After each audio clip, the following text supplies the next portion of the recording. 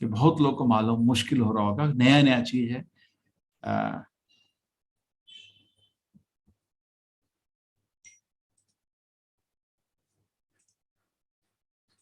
Class live है।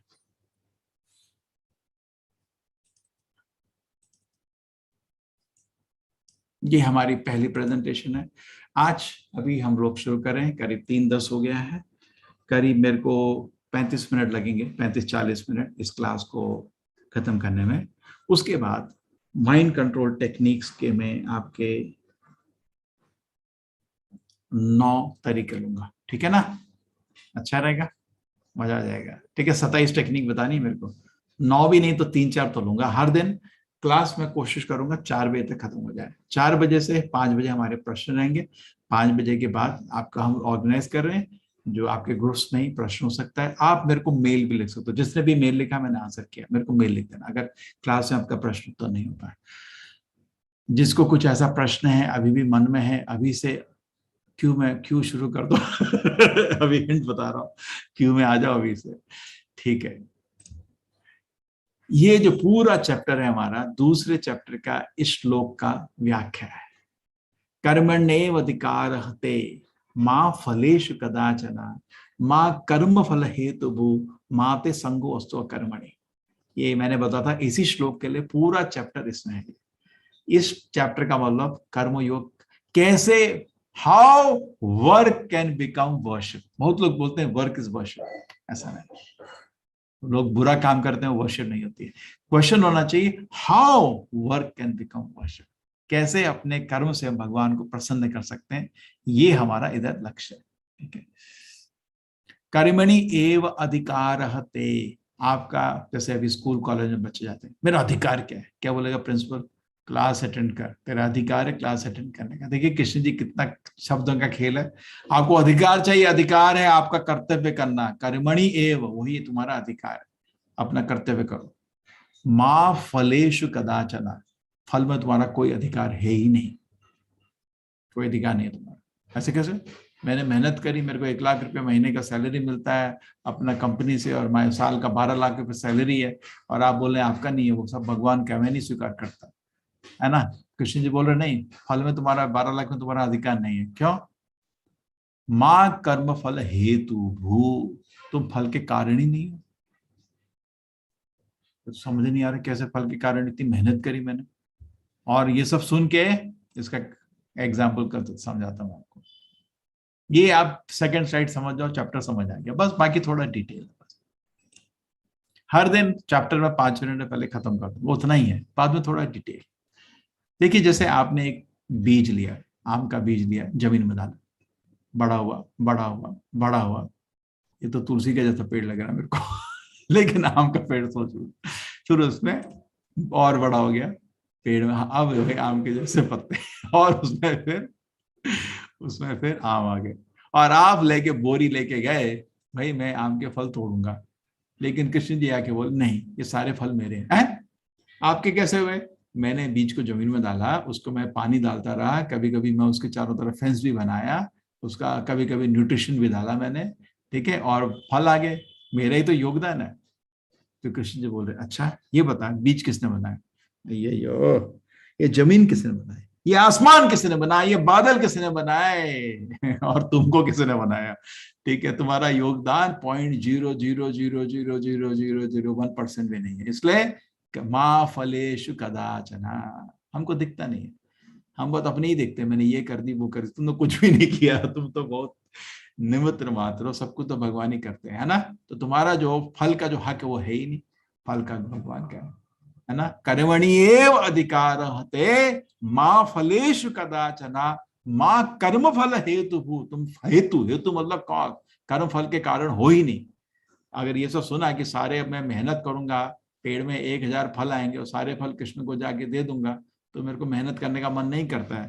तो कृष्ण जी बोल रहे नहीं, माते संगोष्ठ तुम मेरे हो ही तुम्हारे मेरे नौकर, तुम्हारा काम यही है मेरे लिए फल इकट्ठे करो।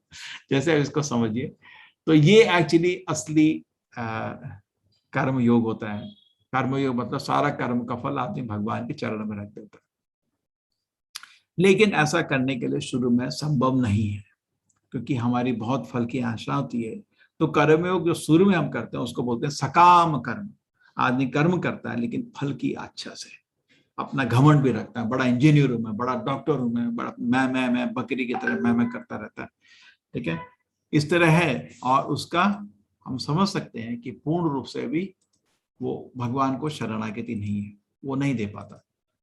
तो जैसे आप मंदिर, आपके पास 1,000 आम आया, उसमें से कुछ 4-5 सबसे अच्छे आम आप जाके मंदिर में जाके दिए कि आप भगवान को दे देना मेरी तरफ से छोटा सा, और भक्तों में प्रसाद वितरण कर देना। पुजारी बोलेगा बहुत अच्छा, भगवान को भोग लगा के आपको धन्यवाद जरूर देगा, और भक्तों को बुला के प्रसाद वितरण कर देगा। एक काम, ये जनरली इस लेवल पे हम लोग अभी हैं, इसको बोलते हैं सकाम कर्मयोग।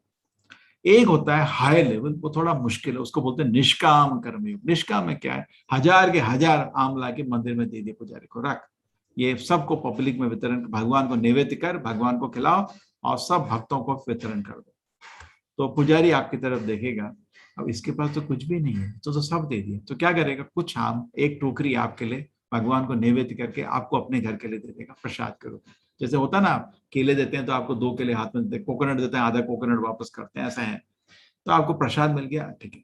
तो ये निष्काम है, ये बहुत मुश्किल है, ये शुद्ध भक्त करते हैं। हनुमान जी जैसे पूरी से भगवान की सेवा में लगे रहते हैं, ऐसे नहीं भूखे मरते हैं, भगवान को जरूर कुछ प्रसाद खिलाते हैं, उसको मेंटेन करते हैं।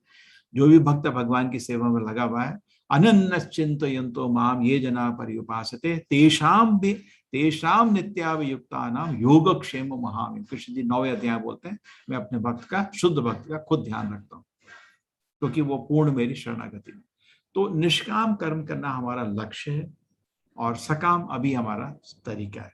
सकाम के कर्म के नीचे आता है कर्म भोग। बहुत लोग बोलते हैं, एक बार एक मेरे को लड़का फोन किया कि सर मैं आपके कॉलेज से हूँ। मैंने कहा ठीक है, मैं आपसे बात करना चाहता हूँ। ठीक है, मैंने कहा चैट कर, तो मेरे से चैट कर रहा था। सर मैं कल क्या हुआ ना, लाइब्रेरी में गया। मैंने कहा ठीक है, तो एक लड़की को ना मैंने किस कर दिया था। मैंने उसको बोला बेशरम, ऐसी गंदी चीजें बोलता है मेरे को, तो कुछ और काम नहीं है क्या तेरे को, मेरे को कर्म करने का है। मैंने बोला तू कर्म नहीं कर रहा, अभी तू विकर्म कर रहा है, अभी तो पापी आदमी है। बिना शादी के किसी स्त्री से संपर्क करना पाप होता है? किसी भी धर्म में हमारे इन्हीं किसी भी धर्म में पाप है। क्या बोल रहा तू अभी, इन चीजों में मेरे से क्यों मेरा समय बर्बाद कर रहा है? जब तेरे को धर्म पालन नहीं करना तो क्यों हमारा समय बर्बाद करता है? ये तो इसको, ये चीजें ठीक नहीं है तेरे लिए। ठीक है, इसके बाद आप विधर्म को छोड़ दें, विधर्म मतलब पाप कर्मों को छोड़ दें, तो नेक्स्ट स्टेज आदमी आता है, उसको बोल सकते हैं कर्म भोग। वो कर्म कर रहा है, पुण्य कर्म कर रहा है, लेकिन सारे पुण्य कर्मों का भोग, फल भोग रहा है अच्छे से, धार्मिक रूप से, ईमानदारी से काम करता है, जो भी तनख्वाह मिलती है आराम से मजे करता है उसका। जनरली लोग मैंने देखा है, मैं जब पैसे कमाते हैं लोग, तो चलो उनके अच्छा धन कमाते हैं आजकल बहुत लोग, उसके बाद फ्रांस में, स्विट्जरलैंड में बर्थडे मनाते हैं, अपना बच्चे का बर्थडे मतलब फ्रांस में मनाएंगे, ऐसे करके लाखों करोड़ों खर्च कर देते हैं, क्रूज शिप में घूमते हैं, ये करते हैं वो करते हैं, तो लाखों करोड़ों अपना ही भोग करना, वो दूसरे का नहीं सोचते। उसका हो गया, आप लोग ले लिए, ये कर्म भोग वैरायटी, लेकिन पाप कर्म नहीं कर रहा, वो पाप नहीं कर रहा, वो सबसे नीचे है विधर्मी, जो उसको धर्म के नाम नियम का कोई मतलब ही नहीं है, उसका चित्त जो है जानवर से भी बदतर है, क्योंकि जानवर भी नियम, कुछ नियम पालन करते हैं प्रकृति के, वो उसके भी नीचे गए। उसके ऊपर, पापी के ऊपर आ गया आपका पुण्य आत्मा, लेकिन अभी उसमें भगवान से कोई कनेक्शन नहीं है उसका। ठीक है, तो पाप पुण्य नीचे ही। नेक्स्ट आता है आदमी जो मेहनत करता है लेकिन भगवान से कनेक्शन चाहता है, उसको बोलते हैं कर्म योग। योग मतलब भगवान से रिश्ता, तो उसका भगवान से रिश्ता स्थापित हो रहा है, उसमें पहला स्टेप है सकाम कर्म योग, नेक्स्ट स्टेज है निष्काम कर्म योग। ठीक है, सबसे पहले हो गया पापी, पापी के बाद पुण्यात्मा, लेकिन ये दोनों के दोनों अपने लिए ही काम कर रहे हैं, इसलिए इनको हम लोग योग नहीं बोल सकते। नेक्स्ट आता है सकाम कर्म योग, जिसमें आदमी मेहनत करता है लेकिन फल पूरा मजे से खाता है, और थोड़ा फल, एक फल जाके भगवान के चरणों में रख देता है, कहीं तो शुरुआत करी उसने सकाम कर। और निष्काम कर्म योग, जब भी मेहनत करता है, जो कुछ आता है भगवान के चरणों में रख देता है, डेफिनेटली कुछ प्रसाद उसको मिलता है, एक सिंपल लाइफ जीता है, और पूरा जीवन भगवान की महिमा को वितरित करने में लगा देता है। ठीक है, वो हमारा लक्ष्य है। तो पाप कर्म से ऊपर उठिए, पुण्यात्मा बनिए, बहुत अच्छा है, पुण्यात्मा के ऊपर जाइए, भक्ति करना शुरू करिए। भक्ति जब शुरू होती है जब कुछ आपको भगवान से त्याग होता है, ठीक है। प्रेम कब होता है? जब आप कुछ देते हो भगवान को। चलो आपने एक आम दिया, चलो उसके बाद नेक्स्ट निष्काम कर्म, जो सब कुछ भगवान पर ही अर्पित कर देता है आदमी। तो ये आपके अलग अलग स्टेजेस हो गए, यही इस चैप्टर की व्याख्या है, ठीक है। अब इसमें डिटेल में अंदर चले जाते हैं हम लोग।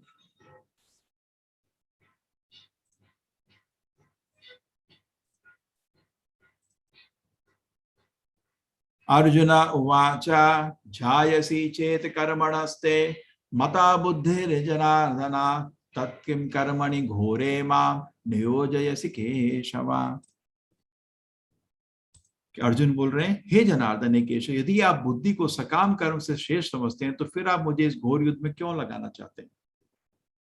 धूरेणी अवरम कर्मा बुद्धि योगा धनंजया। 2.49 श्लोक पढ़िए, ये चीज कृष्ण ने बोली थी। सारे पाप कर्म को दूर करो, अपनी बुद्धि मेरे में लगाओ। तो कृष्ण जी, वो अर्जुन बोल रहा है, ये तो युद्ध तो मेरे को पाप ही कर्म लग रहा है, अपने भाई बहनों को मारना, गुरु को मारना। अरे ये सब छोड़ो, मैं अपना अपना मन का सब युद्ध छोड़ के जंगल में जाके आप पे ध्यान करूंगा। वही मेरे को अपनी बुद्धि आपके चरण में लगाऊंगा। दूरणी अवरम कर्मा बुद्धि योगा धनंजय। श्लोक को लोकेट करिए, 2.49 है मेरे हिसाब से। यदि आप बुद्धि को सकाम शेष मतलब मुझे घोर युद्ध में क्यों लगाना? तो इस श्लोक का कनेक्शन है पिछले चैप्टर से। एक प्रश्न श्लोक अर्जुन के मन में है, उसके जैसे पूछ रहा है। यामिशेनेव वाक्येन बुद्धि मोहयसीव में तदेकं वद निश्चित्या येन श्रेयहम् आपनुवान्। आप तो बहुत चीज बोल दिए। अब देखिए दूसरे अध्याय में कृष्ण जी ने बहुत चीज बोली है, एक चीज बोलो ना। ये भी बोल दिया, वो भी बोल दिया, ये भी बोल दिया। मैं उदाहरण बोलता हूँ, ये भी बोल दिया, वो भी बोल दिया। उदाहरण क्या है देखो। हाँ, मैं तो कंफ्यूज हो गया हूँ। एक बारी मेरे को याद है, कोई मेरे को पूछने आया था कि मेरे पिताजी बोले इस लड़के से भी शादी कर सकते हो, इस लड़के से भी कर सकते हो। मैं तो पूरी कंफ्यूज हो गई है, मैं किससे करूं। या कभी जॉब होती है, आपको 2 जॉब मिलती है, समझ नहीं आता कौन सी जॉब लो, है ना, कंफ्यूजन। तो इसलिए एक बता दो ना मेरे को कृष्ण जी, मैं उस रास्ते पे जाऊंगा। आपने दूसरे अध्याय में तो पूरी गीता सारांश बता दी। उसमें इतने रास्ते हैं, एक रास्ता ऐसा भी है, एक रास्ता ऐसा भी है, एक रास्ता, 2 मोटे बड़े रास्ते बता देता हूँ। शुरू में भगवत गीता के दूसरे अध्याय में कृष्ण जी आपको बताते हैं कैसे हम शरीर नहीं आत्मा है। इस पे करीब करीब 2:11 से 2:30 20 श्लोक कृष्ण ने स्पेंड किए थे। उसके बाद ये सब होने के बाद अंत में कृष्ण जी बोलते हैं कैसे हमने कर्म से भगवान की सेवा कर सकते हैं। तो ये अध्ययन करना हमें शरीर नहीं आता, जो शुरू में कृष्ण जी बताते हैं, ये तो लगता है कि शांति से बैठने की जगह, ज्ञान को डेवलप करना। दूसरे अंत में कृष्ण बोलते हैं व्यवसाय आत्मिका बुद्धि एक कुरुनंद, भगवान मेरी स्नेहा कमनाशो से पर मेरी सेवा में लग जाओ, कभी कर्म नाश नहीं होगा। एक तरह आपको मेहनत करने को बोलते हो, कर्म करने को, एक आप बोलते हो ज्ञान को डेवलप करने का। ये दो तो कॉन्ट्राडिक्टरी मेरे को लग रहा है। अगर आपके बारे में ज्ञान करना है तो मैं काम नहीं करूंगा, अगर काम करना है तो ज्ञान नहीं होगा जनरली। तो कृष्ण का आंसर है कर्म योग। इसके लिए कर्म योग में ज्ञान से आदमी कर्म करता है। Oh interesting. लेकिन कृष्ण जी शुरू में बोल देते हैं ये नहीं करने का। अर्जुन, तुम बोल रहे हो तुम युद्ध नहीं करोगे, तुम तो क्षत्रिय हो। अगर युद्ध, खाली दिमाग शैतान का दिमाग। तुम ये तो बोल रहे हो तुम युद्ध नहीं करोगे, तुम्हारा पॉजिटिव प्रोग्राम कुछ भी नहीं है। मेरे को ये बताओ, अगर युद्ध नहीं करोगे क्या करोगे तुम?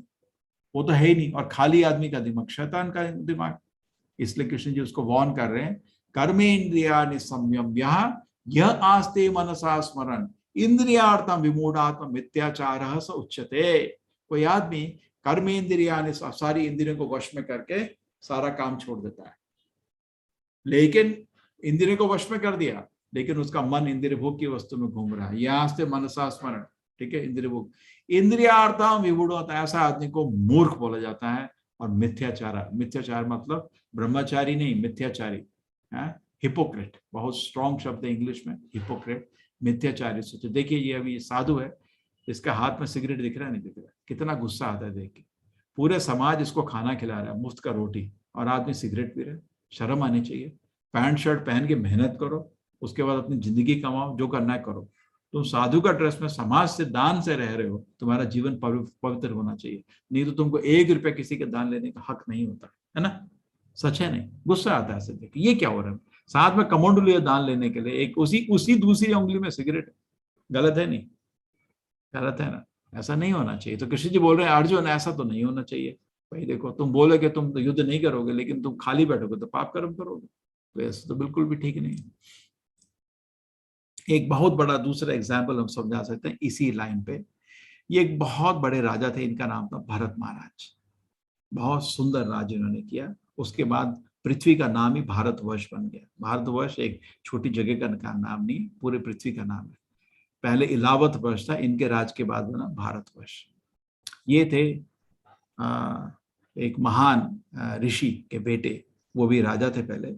उनका नाम था ऋषभदेव। ऋषभदेव के बेटे हैं भरत महाराज। हमारे भारतीय हिस्ट्री में बहुत भरत रहे हैं, ये एक भरत है। अपने जंगल में राज्य को बहुत जल्दी अपने बेटे को देके जंगल में कुटिया बना के भगवान पे तपस कर रहे थे। और जैसे ही भगवान का स्मरण करते थे, प्रेम के आंसू इनके आंख से निकल जाते थे। बहुत एडवांस डिवोटी थे, बहुत एडवांस डिवोटी। एक दिन क्या हुआ, इनके कुटिया के पास जंगल में जहाँ यज्ञ करते थे, हर दिन भगवान को स्मरण करते थे, भगवान की पूजा करते थे एकांत में, क्या हुआ, एक इस बच्चे का, छोटा सा बच्चे की माँ गर्भवती थी, वो पानी पी रही थी। तो पानी पीते ही क्या हुआ, एक पीछे तक शेर जोर से चला है। तो डर के मारे क्या हुआ, वो पानी झरने को कूदने का कोशिश किया। जैसे ही कूदने की कोशिश कर रही थी, क्या हुआ, बच्चा उसके पेट से जमीन में गिर गया, पानी में गिर गया। तो भरत महाराज जी ने देखा, अरे रे रे, ये तो बच्चा मर जाएगा ऐसे अकेला, माँ भी नहीं, पिताजी भी नहीं, बच्चा तैर रहा है। और माँ दूसरी साइड कूद गई और भगी, और कुछ टाइम बाद थकान के कारण और गर्भपात के कारण दर्द के मर गई। तो बच्चे का कोई भी ना माँ, कोई बाप। तो भरत महाराज पानी के पास गए, छोटा बच्चा जो पानी में गिरा था। कभी क्या होता है ना, ये तो आप समझ सकते हैं, बोलते हैं कोई गर्भवती हो, कोई स्त्री या कोई जानवर, उसको भय दिखाते हैं तो बच्चा पैदा कर देता, उसी समय प्रीमेच्योर डिलीवरी हो जाता है। ठीक है, ये नेचुरल है। तो बच्चे को उठाया और उसको वो अपने आश्रम में लाए, थोड़ा घास आस खिलाया, इमरजेंसी केयर देना जरूरी था। कुछ टाइम बाद बच्चा बड़ा हो गया। अब जब बड़ा हो गया तो अपना काम करो, वो अपने काम में लगा, वो जंगल भागने लगा, वो यहाँ नहीं रहता था, फिर उसको क्या करना है इससे। लेकिन भरत महाराज जी पूरे दिन उसकी सुरक्षा के बारे में सोचते थे, अरे वैसे ही शेर उसको शायद खा जाएगा, अरे तुम अपना काम करो। अब उसको उससे मतलब था नहीं, उसको तो बांध के रख नहीं सकता, हर दिन ये भग जाता था। और पूरे दिन उसको ढूंढते रहे, अरे शेर ना खा दे, शेर ना खा दे, पूरे दिन। और एक दिन ऐसे ढूंढ ढूंढ के पहाड़, बच्चा बड़ा हो गया, उसको क्या करना है, वो अपनी हिरण है, हिरणी ढूंढ रहा है, अपनी जिंदगी में लगा हुआ है, ये मूर्ख तरह के पीछे पीछे भाग रहा है।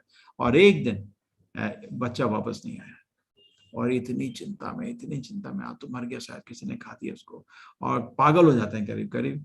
इतना महान व्यक्ति छोटे से, देखिए, गलती से पीछे पड़ के पागल हो गया हिरण के पीछे। और एक दिन उसको ढूंढते ढूंढते रात में गिर गया, पहाड़ी से गिर गया, नीचे गिर के मर गया, अगले जन्म में हिरण बना। ठीक है ना। तो इस तरह अगर हम ये तो बहुत ही भयंकर एग्जाम्पल था, तो वैसा एग्जाम्पल नहीं है ये। तब भी कितना हमको ध्यान रखना है, इसको समझ आता है ना। मन को हम लोग, ऐसा नहीं है कि अगर हम भगवान के सेवा में नहीं लगाएंगे तो कहीं भी और डिस्ट्रैक्ट हो जाएगा, तो देखिए ऐसी हालत हो जाएगी। तो इधर उधर लगाने से अच्छा हमारे मन को हमेशा भगवान की सेवा में लगाइए, वही है कर्मयोग। यज्ञार्थार्थ कर्मणो अन्यत्र, ये कर्मयोग का बेसिस है। हमेशा आप यज्ञ करो, जो भी कर्म है भगवान की सुख के लिए करो। लोको एवं कर्म बंधना, कोई भी कर्म करोगे जो भगवान की तृप्ति के लिए नहीं है, उसमें आपको कर्म बंधन आ जाएगा, फंस जाओगे, पाप पुण्य से फंस जाओगे। भगवान की सेवा कोई पाप पुण्य नहीं होता। तदर्थम कर्म कौनते या मुक्त संग समाचारा। ठीक है, तो इस तरह रहना। ठीक है, ये भी बहुत उसी के लिए पिक्चर है। भगवान की सेवा में सब कुछ करना चाहिए। नारद मुनि भी ऐसे युधिष्ठिर महाराज को अगले अवसर में भागवत में समझाए थे। यज्ञ शिष्टा शिना शंतो मुंचन्ते सर्व किल विषय भुंजते तो अगम पापम ये पचंती आत्म कारणात्। और क्या कर सकते हैं, भगवान घर में कुछ खाना तो हर दिन बनता है, भगवान को भोग लगा सकते हैं। तो आप सबको मालूम है कि भगवान को भोग लाना है। मुंचते सर्व, सारे पाप से मुक्त हो जाओगे अगर आप प्रसाद खाते रहोगे। भुंजते तो अगम पापम, जो भगवान को भोग लगा के नहीं खाता वो पाप ही खाता है, पचाता है पाप, टन टन पाप पचाता है। ठीक है, तो क्या करें, तो आपको सबको मालूम है भगवान को जो भोग लगता है खाली सात्विक खाना लग सकता है। लेकिन प्रॉब्लम क्या है, अभी 99% लोग सात्विक खाना नहीं खाते भारत में ही। अभी देश बदल चुका है, तो आपको नहीं हो पाएगा। अगर आप तो एटलीस्ट आप शुरुआत करो ना, एक केला लगा सकते हो, कोई सेब भगवान को ऑफर कर दो, अच्छा है ना।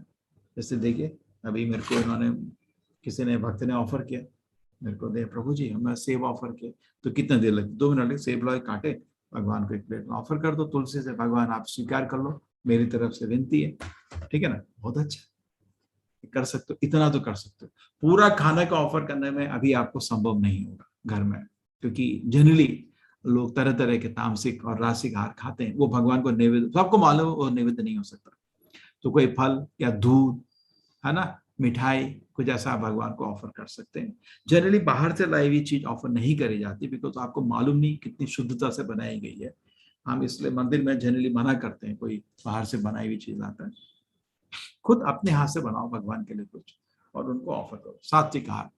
उससे क्या होता है कि भगवान का, उसमें आप भगवान को की सेवा कर रहे हैं, वो जो खाना है ऑर्डिनरी खाना नहीं था, प्रसाद बन जाता है, और प्रसाद खा के आदमी का मन पवित्र हो जाता है, उससे भगवान का सेवा करना और आसान हो जाता है, ठीक है, पूरा मन शरीर पवित्र हो जाता है। इसलिए तो हम प्रसाद को आदर से ग्रहण करते हैं। तो घर बैठे आप सोचें क्या मैं कर सकता हूँ, एक तो भोग लगाना शुरू करो, एटलीस्ट कुछ भी नहीं कर सकते, एक तुलसी का पत्ता भगवान के चरण में हर दिन जरूर रखो। अब भक्ति दिल में रहती है मालूम है, लेकिन बाहर भी आनी चाहिए, भगवान को नमस्कार करो, एटलीस्ट उनके चरण में तुलसी रखो। दूसरा चीज समझने का कोशिश करो, ये अन्न का चक्कर चल रहा है, क्यों मैं बोल रहा हूं आपको ऑफर करो, ये है चक्रम। अन्नाद भवन्ति भूतानि पर्जन्य अन्न संभवः, यज्ञनाद भवति पर्जन्यो यज्ञ कर्म समुद्भवः। सब लोग चक्कर समझे, क्या चक्कर है, चक्कर चल रही है, साइकिल। अन्नाद भवति भूतानि, सब लोग अन्न पे निर्धारित है, सबको अन्न चाहिए, अन्न के बिना काम नहीं चलता। पर्जन्य अन्न संभवः, अन्न कहां से आता है, बारिश से आता है। यज्ञनाद भवति पर्जन्यो, और यज्ञ से बारिश आती है। हाँ हाँ हाँ हाँ, क्या क्या क्या, ये पहली चीज लाइन तो एक्सेप्ट हो गई, क्या एक्सेप्ट हो गई कि अन्नाद भवति भूतानि, सब लोग को अन्न चाहिए जीने के लिए, है ना, या तो रोटी या चावल कुछ तो चाहिए आपको, या कुछ देशों में ब्रेड खाते हैं, कुछ तो चाहिए आपको। पर्जन्य अन्न संभव, लेकिन अन्न कहां से आता है, बारिश से आता है। अरे ये भी स्पेशल है, स्वीकार है, लेकिन बारिश यज्ञ से आती है, ये नई चीज है। हम तो लगता है साइक्लोन से आती है ना। देखो कोई भी चीज दुनिया में ऐसी नहीं है जो भगवान के कंट्रोल में नहीं है। जैसे आप टीवी में साथ बैठे, पीछे से दूसरा बच्चा आपका रिमोट चला रहा है, आपको लगता है अकस्मात उसमें चैनल बदल रहे हैं, ऐसा नहीं हो रहा, कोई बदल रहा है पीछे से, तो हमको ऐसा लगता है कि प्रकृति फ्री है, फ्री नहीं है, भगवान के हाथ में। और यज्ञ करने से, जब हम यज्ञ करते हैं तो प्रकृति संतुष्ट होती है, और यज्ञ कर्म समुद्भव, और यज्ञ कहां से आता है, अपने बेसिक ड्यूटीज को करिए। दोबारा समझिए इसको, अपने जो कर्म है करिए। सारे प्राणी अन्न पे आश्रित हैं, और जो वर्षा से उत्पन्न होती है, वर्षा यज्ञ संपन्न करने से होती है, और यज्ञ नियत कर्मों से उत्पन्न होता है, इसको समझिए। यज्ञ शिष्ट शना शंतो मुंचते सर्व किल विषय भुंजते उगम पापम ये पचती आत्कार बना। ठीक है, नेक्स्ट वन, कर्म ब्रह्मोद्भवम विद्धि ब्रह्माक्षर समुद्भवम तस्मा सर्वगतम ब्रह्मा नित्यम यज्ञ प्रतिष्ठितम। वेदों के नियमित कर्मों के विधान है। अभी हमने बोला था, इसके पहले क्या बोला था हमने, एक सीक्वेंस में ये था, ये नहीं होना चाहिए, ये तो हो चुका। तो हमने बोला था ये अन्नाद भवन्ति भूतानि, नेक्स्ट आता है ये। तो अन्न जो आता है आपके जीवों को जान देता है, भूतानि। अन्न कहां से आता है, बारिश से आता है। बारिश कहां से थी, यज्ञ से आता है। यज्ञ कहां से आता है, आपके कर्मों के अनुसार। और कर्म कहां से आते हैं, वो वेद में दिए हुए। क्या हमको कर्म करना चाहिए, वेद में डायरेक्शन दिए। वेद कहां से आते हैं, वो भगवान ही देते हैं, वेद भगवान की ही सांस से वेद निकलते हैं, ठीक है। और इस तरह चक्कर बन गया, आप समझो, मैं आपको चक्कर दिखाता हूं। एवं प्रवर्तितम चक्रम, ये गीता में ही शब्द आता है 16 में, चक्रम, ये चक्र समझ लो, ये रहा, इसको समझ लो। अभी भगवान आपको वेद देते हैं, वेद भगवान के ही मुख से निकलते हैं, भगवान की श्वास से निकलते हैं, और वेद से हमारी जो ड्यूटीज है निर्धारित होती है, क्या करना है क्या नहीं करना है, कैसे करना है, वेद आपको गाइडेंस देते हैं। आप सब लोग अपने कर्म धन से करेंगे तो उसको भगवान के जो फल है भगवान को अर्पित करोगे तो उसको यज्ञ बोलते हैं। जैसे हॉस्पिटल में हम सब लोग आए सुधार के लिए, हम सब लोग आए कि भगवान के दास बन जाए इस दुनिया में। तो जब आप भगवान के दास के रूप में काम करने लगते हैं तो प्रकृति बहुत ही संतुष्ट है। जैसे आप हॉस्पिटल में ध्यान से दवाई ले रहे हैं, डॉक्टर के दिए एक एक नियम का पालन कर रहे हैं, तो जो जितना एडमिनिस्ट्रेशन आपसे बड़ा खुश होगा, ये तो जल्दी रिलीज हो जाएगा। अच्छे हॉस्पिटल की बात कर रहे हैं। तो यज्ञ से यज्ञ आपके कर्मों से यज्ञ हो जाता है। यज्ञ जब आप कर रहे हैं तो प्रकृति बहुत ही खुश होती है, बिकॉज जो पूरा क्रिएशन का पर्पज आप फुलफिल कर रहे हो, बारिश आती है। जब बारिश आती है उससे अन्न बनता है, अन्न से आप एक अच्छी प्लेट बना के भगवान को निवेद्य कर सकते हैं, उससे प्लेट, ये पूरा चक्कर है। यही हमारा साइकिल का यज्ञ का चक्र है, ठीक है। इसलिए एवं प्रवर्तितम चक्रम नानुवर्तय वर्तयति हा अघायुर इंद्रिया रामो मोगम पार्थ स जीवती। अब ये यज्ञ करना, जो उससे पहले श्लोक में बात हो रही थी, कलयुग का बड़ा मुश्किल है, बिकॉज होम करने के लिए घी चाहिए, और घी का रेट है, असली घी का रेट है 2-3 हजार रुपए, इतना महंगा है। आप A2 घी मांगे अगर असली देसी गाय का, बहुत महंगा है। चलो नॉर्मल भी, आप 400-500 रुपए का लेते हो लीटर, वो भी सस्ता नहीं। एक बार मैंने मंदिर में निश्चित किया था कि हम लोग तेल नहीं यूज करेंगे, है ना, खाली घी यूज करेंगे। तो रिपोर्ट आई 50% बजट अब घी का ही आ रहा है, इतना महंगा हो गया खाना। मैंने कहा ठीक है चलो फिर तो कोकोनट ऑयल यूज कर लो, साउथ इंडिया में कोकोनट ऑयल बहुत मिलता है, नेचुरल यूज करेंगे, वो आधा रेट से भी कम है, ठीक है। तो इस तरह हम यूज कर रहे हैं, ठीक है। तो घी बहुत महंगा होता है। अब घी से हर दिन आप बड़ा बड़ा ऐसे होम करोगे तो लाखों रुपए खर्च हो जाएंगे, असंभव हो जाएगा। इसलिए चैतन्य महाप्रभु बोलते हैं कि कलयुग में तो यज्ञ करना है, घी से जरूरत नहीं, तुम हरि नाम से करो। यज्ञ संकीर्तन प्राय यजंती समय, भागवतम के 5वें चैप्टर में बोला है संकीर्तन यज्ञ करने से भगवान संतुष्ट हो जाते हैं, ठीक है, कलयुग में। ये चैतन्य हम ये विनती करते हैं, देयरफॉर हरे कृष्ण मंत्र का जाप करिए। उसके पहले अभी एक नई चीज बता रहा हूँ, 108 बारी आपको जप करना चाहिए, 10 मिनट लगते हैं। उसके पहले एक बारी जयो श्री कृष्ण चैतन्य प्रभो नित्यानंदा श्री अद्वैत गदाधर शिवास आदि गौर भक्तवृंद, ये पंचतत्व मंत्र एक बारी जप करिए। उसके बाद 108 बारी हरे कृष्ण मंत्र जप करिए, जरूर इससे भगवान संतुष्ट होंगे। यज्ञ मतलब किसी तरह त्याग करना, अपना 10 मिनट त्याग करिए ना, कोई बड़ी चीज कौन त्याग करने को बोल रहा है। और त्याग करने से आपका आध्यात्मिक प्रगति होगा, और आप जरूर भगवान के आप हमेशा कनेक्शन में रहेंगे। जय श्री कृष्ण चैतन्य प्रभु नित्यानंदा श्री अद्वैत गदाधर शिवासदि गौर भक्तवृंद, ये 5 हैं पंच तत्व। इनको हम पहले चैतन्य महाप्रभु उनके संगियों को नमस्कार कर रहे हैं, फिर उनके आशीर्वाद से हरे कृष्ण मंत्र का जाप कर रहे हैं। हरे कृष्ण कृष्ण कृष्ण हरे हरे, हरे राम राम राम हरे हरे। तो नेक्स्ट चीज अर्जुन पूछते हैं कृष्ण को कि ऐसा क्यों होता है कृष्ण जी, हम ऐसे काम करते हैं जिसको करने का मन नहीं होता है। तो कृष्ण जी बोलते हैं काम एश क्रोध एश रजोगुणा समुद्भवा महाशनो महापापमा विधि एवं ये पैरिना, ठीक है। तो ये समझाते हैं कृष्ण जी। सबसे नीचे है बॉडीली प्लेटफॉर्म, इंद्रियानि परानि आहु इंद्रिय भव परमा मना मनस सुपुत परा बुद्धि यो बुद्धि परस सहा। ये चीज भगवत गीता में एक श्लोक है जिसको मैंने एक डायग्राम में बनाया। जो सी कोई आदमी है, उसकी इंद्रियां हैं, ठीक है, लेकिन कुछ काम नहीं कर रहा, उसकी इंद्रियां मन सब बंद पड़ा है, जैसे होता ना वो एक पत्थर की तरह पड़ा हुआ है। बॉडीली प्लेटफॉर्म, दारू पी के पड़े रहते हैं पत्थर की तरह। सेंशुअल प्लेटफॉर्म, आदमी अब मेहनत करना शुरू करता है, पाप कर्म भी नहीं करता है, अभी मेहनत करता है, लेकिन दूसरे लोगों से भी ईर्ष्या करता है, उसको ये प्रॉब्लम है। जैसे एक स्टूडेंट कॉलेज नहीं आता, दूसरा कॉलेज तो आता है, लेकिन जो आता है उससे ईर्ष्या करता है। मेंटल प्लेटफॉर्म आदमी लेथार्जी से भी निकल आए, आलस से भी निकल आए, और इंद्रिय भोग की लालसा से भी निकल आए, अभी उसका मन शांत हो जाता है। इस स्थिति में बहुत आराम से अध्ययन कर सकता है। नेक्स्ट है इंटेलेक्चुअल प्लेटफॉर्म, इसमें आदमी फिलोसफाइज करने लगता है, सृष्टि का कारण क्या है, भगवान है क्या। And next is spiritual platform, इस प्लेटफॉर्म में आदमी भगवत सेवा में लग जाता है, ठीक है। तो ये अलग अलग प्लेटफॉर्म है, जैसे आप ऊपर जाते जाते हैं आपका आनंद बढ़ता रहता है, ठीक है। ये एक और निष्कर्ष है एक श्लोक से। ये आपके 5 घोड़े 5 इंद्रियों के बराबर हैं, मन जो है रस्सी के बराबर है, और जो ड्राइवर है इंटेलिजेंस के बराबर है। इंटेलिजेंस का काम है ये सब कंट्रोल करें, पर जनरली इंटेलिजेंस लूज हो जाता है।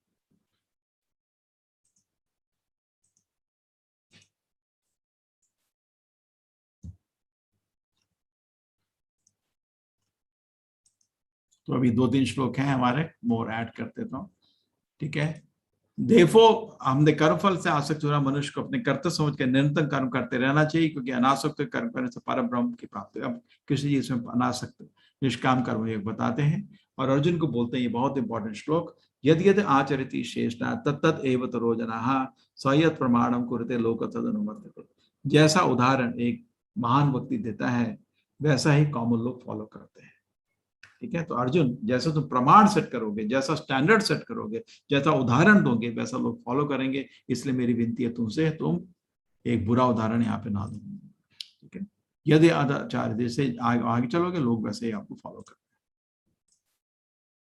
तो इसके चैप्टर के अंत में अर्जुन कृष्ण को एक प्रश्न पूछता है, कृष्ण जी मेरे को एक प्रश्न, आप बोल रहे थे कि पाप कर्म नहीं करना, लेकिन ना ऐसा लगता है कि कोई चीज मेरे को पाप कर्म करा रही है, क्या चीज है? मेरा मन नहीं है। हाँ, वो श्लोक में अनिच्छम एंड बला, मेरी इच्छा नहीं है, लगता है, लेकिन बल से कोई मेरे को पाप कर्म करा रहा है, क्या है सिस्टम? तो कृष्ण जी उत्तर देते हैं उसको, धूमेना विरहिते वह्नि। इसमें पहले शुरू करते हैं कृष्ण जी इसका उत्तर, काम एष क्रोध एष रजोगुणा समुद्भवः महाशनो महापापमा विधि एवं। मेरे से जान लो, ये तुम्हारा दुश्मन है, काम और क्रोध। बहुत इंटरेस्टिंग। और फिर उसके बाद कैसे हमारा काम हमारे दिल को छूता है, अलग अलग लेवल में। एक है धूमे नावृते वहनी, जैसे आग कभी कभी धुएं से कवर होती है, लेकिन थोड़ा आग दिखती है, तो उसमें सबसे अच्छा है। नेक्स्ट है आपका ये हो गया।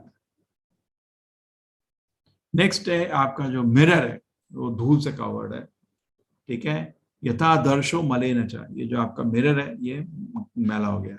यथो नावृतो गर्भा, गर्भ में बच्चा जो फंसा पूरे अंधकार में, उसको कुछ दिखता नहीं है।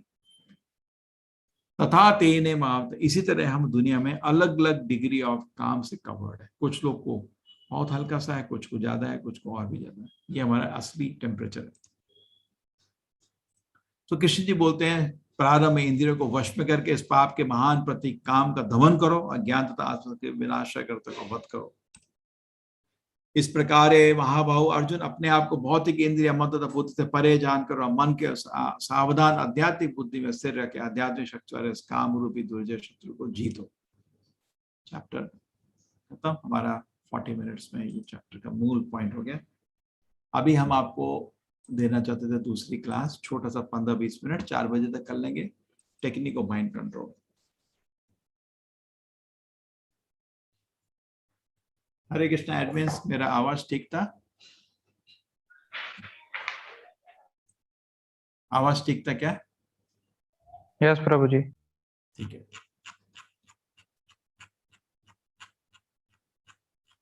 एक मिनट।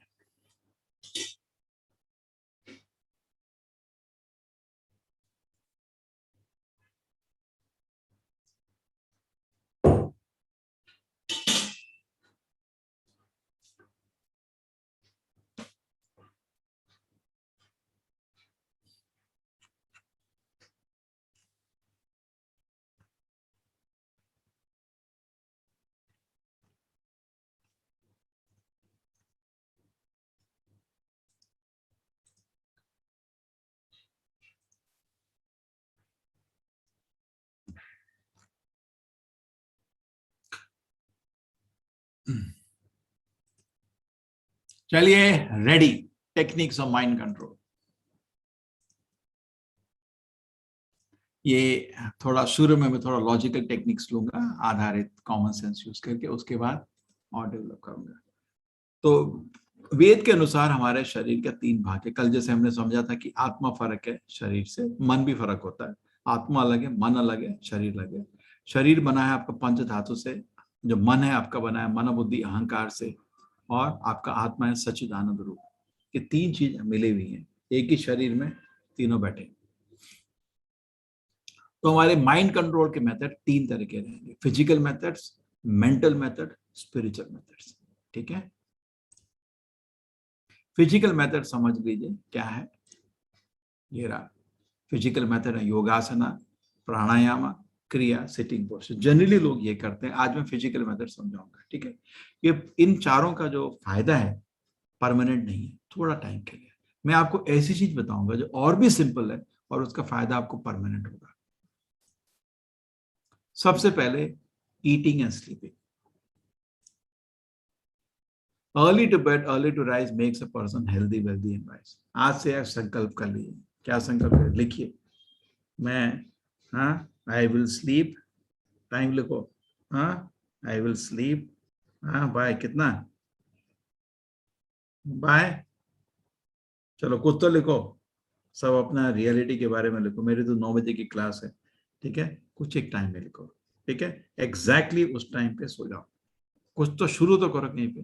मैं बोलता हूँ हमारा स्पिरिचुअल लाइफ शुरू होती है अलार्म क्लॉक खरीद के।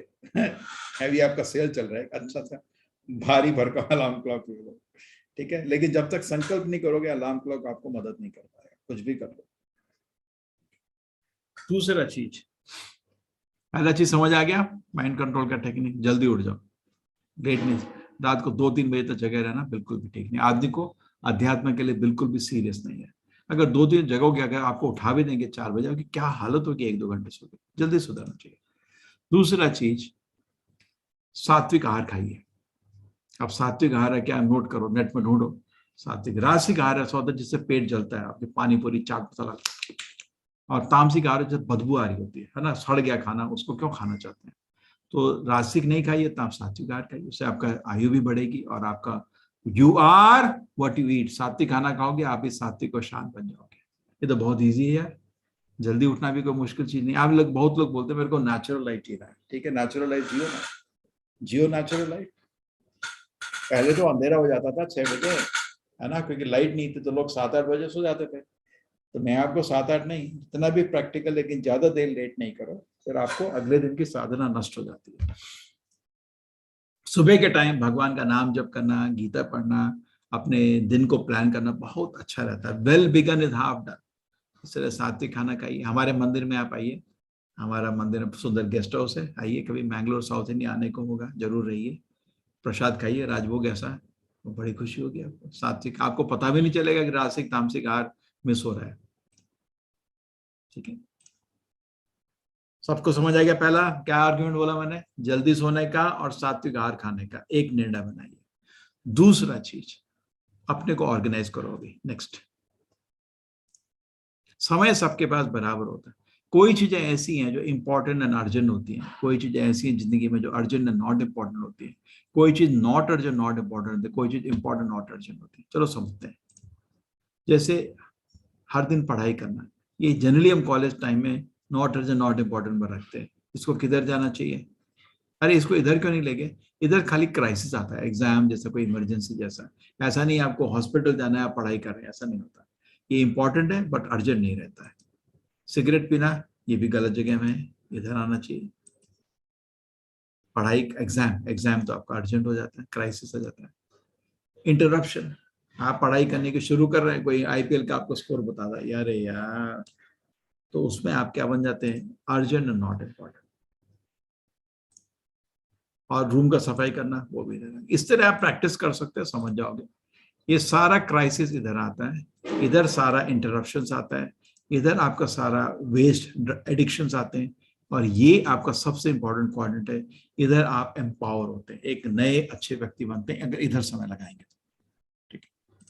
जनरली हम लोग इस तो चार्ट को तो फोटो ले लो किसी ने, अगर वैसे एक स्टैंडर्ड चार्ट है, मैनेजमेंट कॉलेज में सिखाया जाता है, कोई बड़ी चीज नहीं है, लेकिन जिसको नहीं मालूम है इसको फोटो ले लो, बहुत अच्छा चार्ट है। तो हमको क्या करना चाहिए, अगर आप हमेशा क्राइसिस में रहते हैं तो आप क्यों, ये कहते ना, आज का कल, कल का परसों वाले क्यों आप आदि प्रोक्रेस्टिनेटर, हमेशा आपको चिंता एंजाइटी रहती है, बर्नआउट रहते हैं, आपका परफॉर्मेंस अच्छा नहीं रहता, मीडियोकर रहता है। इसमें अगर आप हमेशा फंसे हुए क्वाड्रेंट थ्री में, आप यस मैन है। दूसरे लोग आपको एक पायदान की तरह समझ के अपने पैर आप में पोसते हैं। आप ना क्या नहीं बोल सकते, या चल मूवी चलेगा क्या, नहीं यार मेरे को एग्जाम है कल, वो ना बोल ही नहीं सकता किसी को, इस चक्कर में बेकार हो जाता है। यस मैन बनने की जरूरत नहीं है आपको, भगवान का यस मैन बनो। स्लैकर, स्लैकर मतलब ये तो नशे में फंसा हुआ है, तरह तरह के नशे में, लैक ऑफ रिस्पॉन्सिबिलिटी, गिल्ट, उसको लगता है मैं जिंदगी नष्ट कर रहा हूँ। सबसे इंपॉर्टेंट है क्वाड्रेंट टू। क्या है क्वाड्रेंट टू, इसमें हमें समय व्यतीत करना चाहिए। Control of life, balance and high performance, ठीक है, ये क्या है, प्रायोरिटाइज। अपनी जिंदगी को संभालो, बैलेंस। इसमें जैसे अब ये कोर्स अटेंड करो, इधर आता है, तो हमेशा इधर रहना चाहिए। कभी हो सकता है दुनिया का मालूम नहीं, इमरजेंसी आ गई, इधर आ गए, फिर वापस इधर।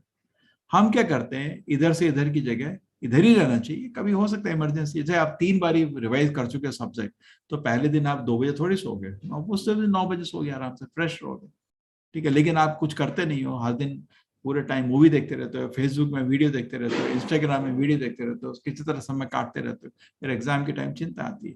तो इधर जनरली क्या होता है, एग्जाम के टाइम में इधर एक दो दिन टेंशन में रहते हैं, फिर सीधे वापस इधर आ जाते हैं अपनी बुरी आदतों में या समय व्यर्थ करने में, गपशप में। जैसे कॉलेज में बोल देते हैं भुल्ला, बैठ के गप गप गप गप कर रहा है, तो ठीक है ना, तो ये अच्छा रहेगा ना, समझ आ गया। तो पहला क्या था कारण, जल्दी सो जाओ और सात्विक भोजन खाओ। दूसरा चीज क्या था, दूसरा अपने समय को ऑर्गेनाइज करो और इंपॉर्टेंट नॉट अर्जेंट में लगाओ।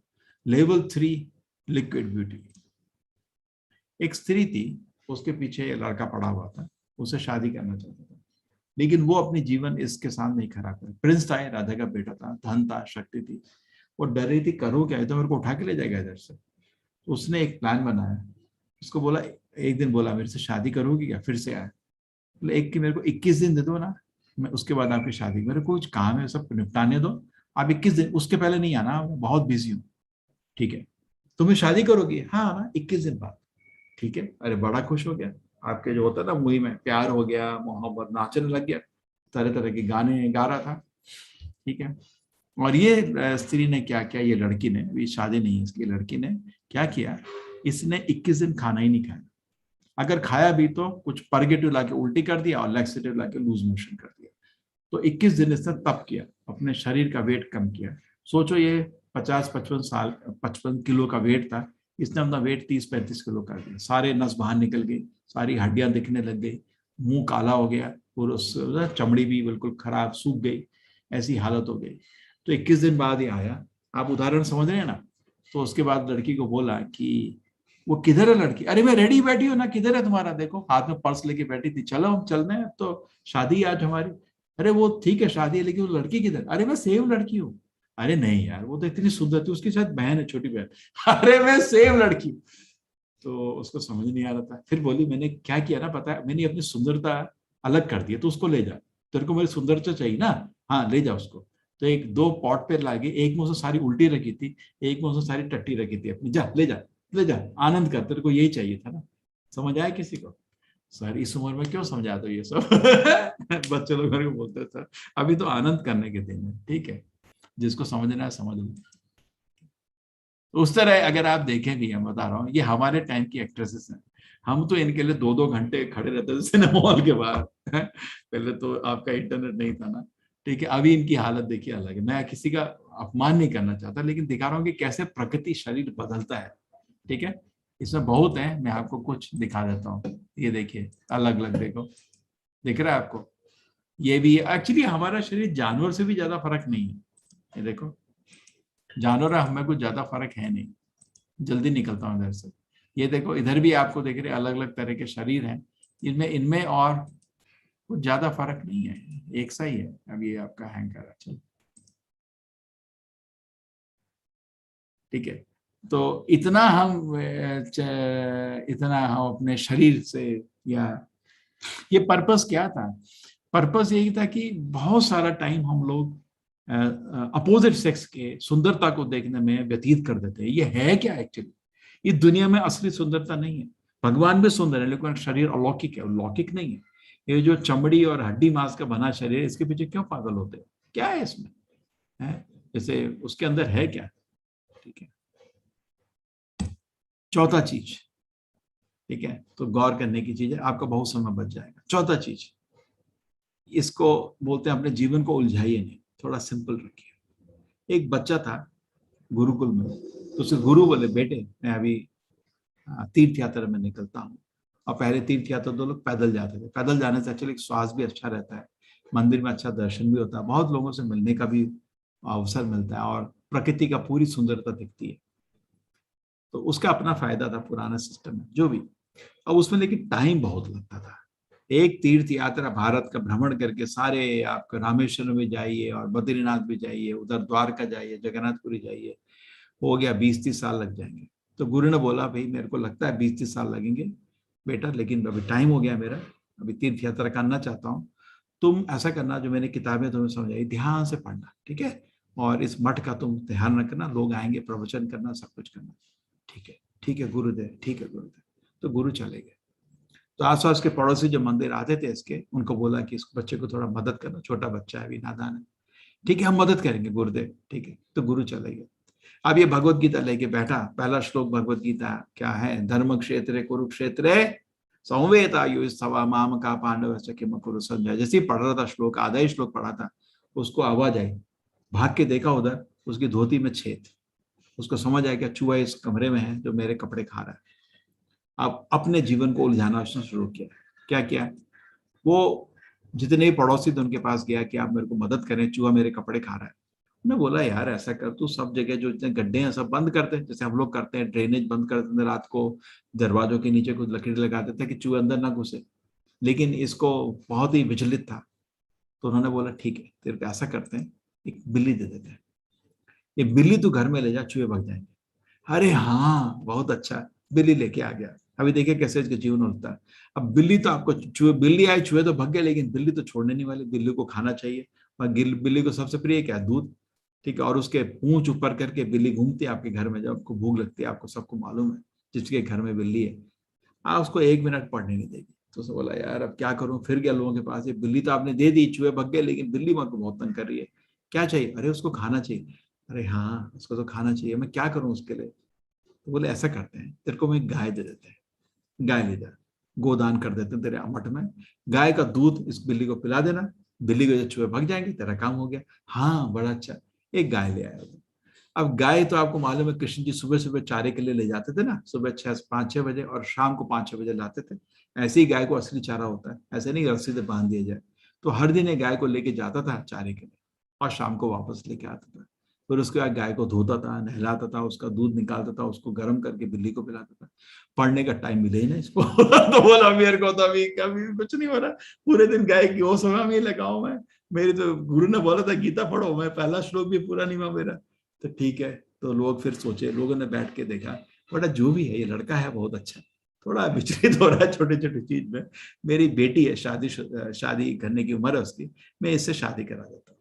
तो लोग ने बोला ठीक है, लगता है इससे इसकी सारी प्रॉब्लम सॉल्व हो जाएगी।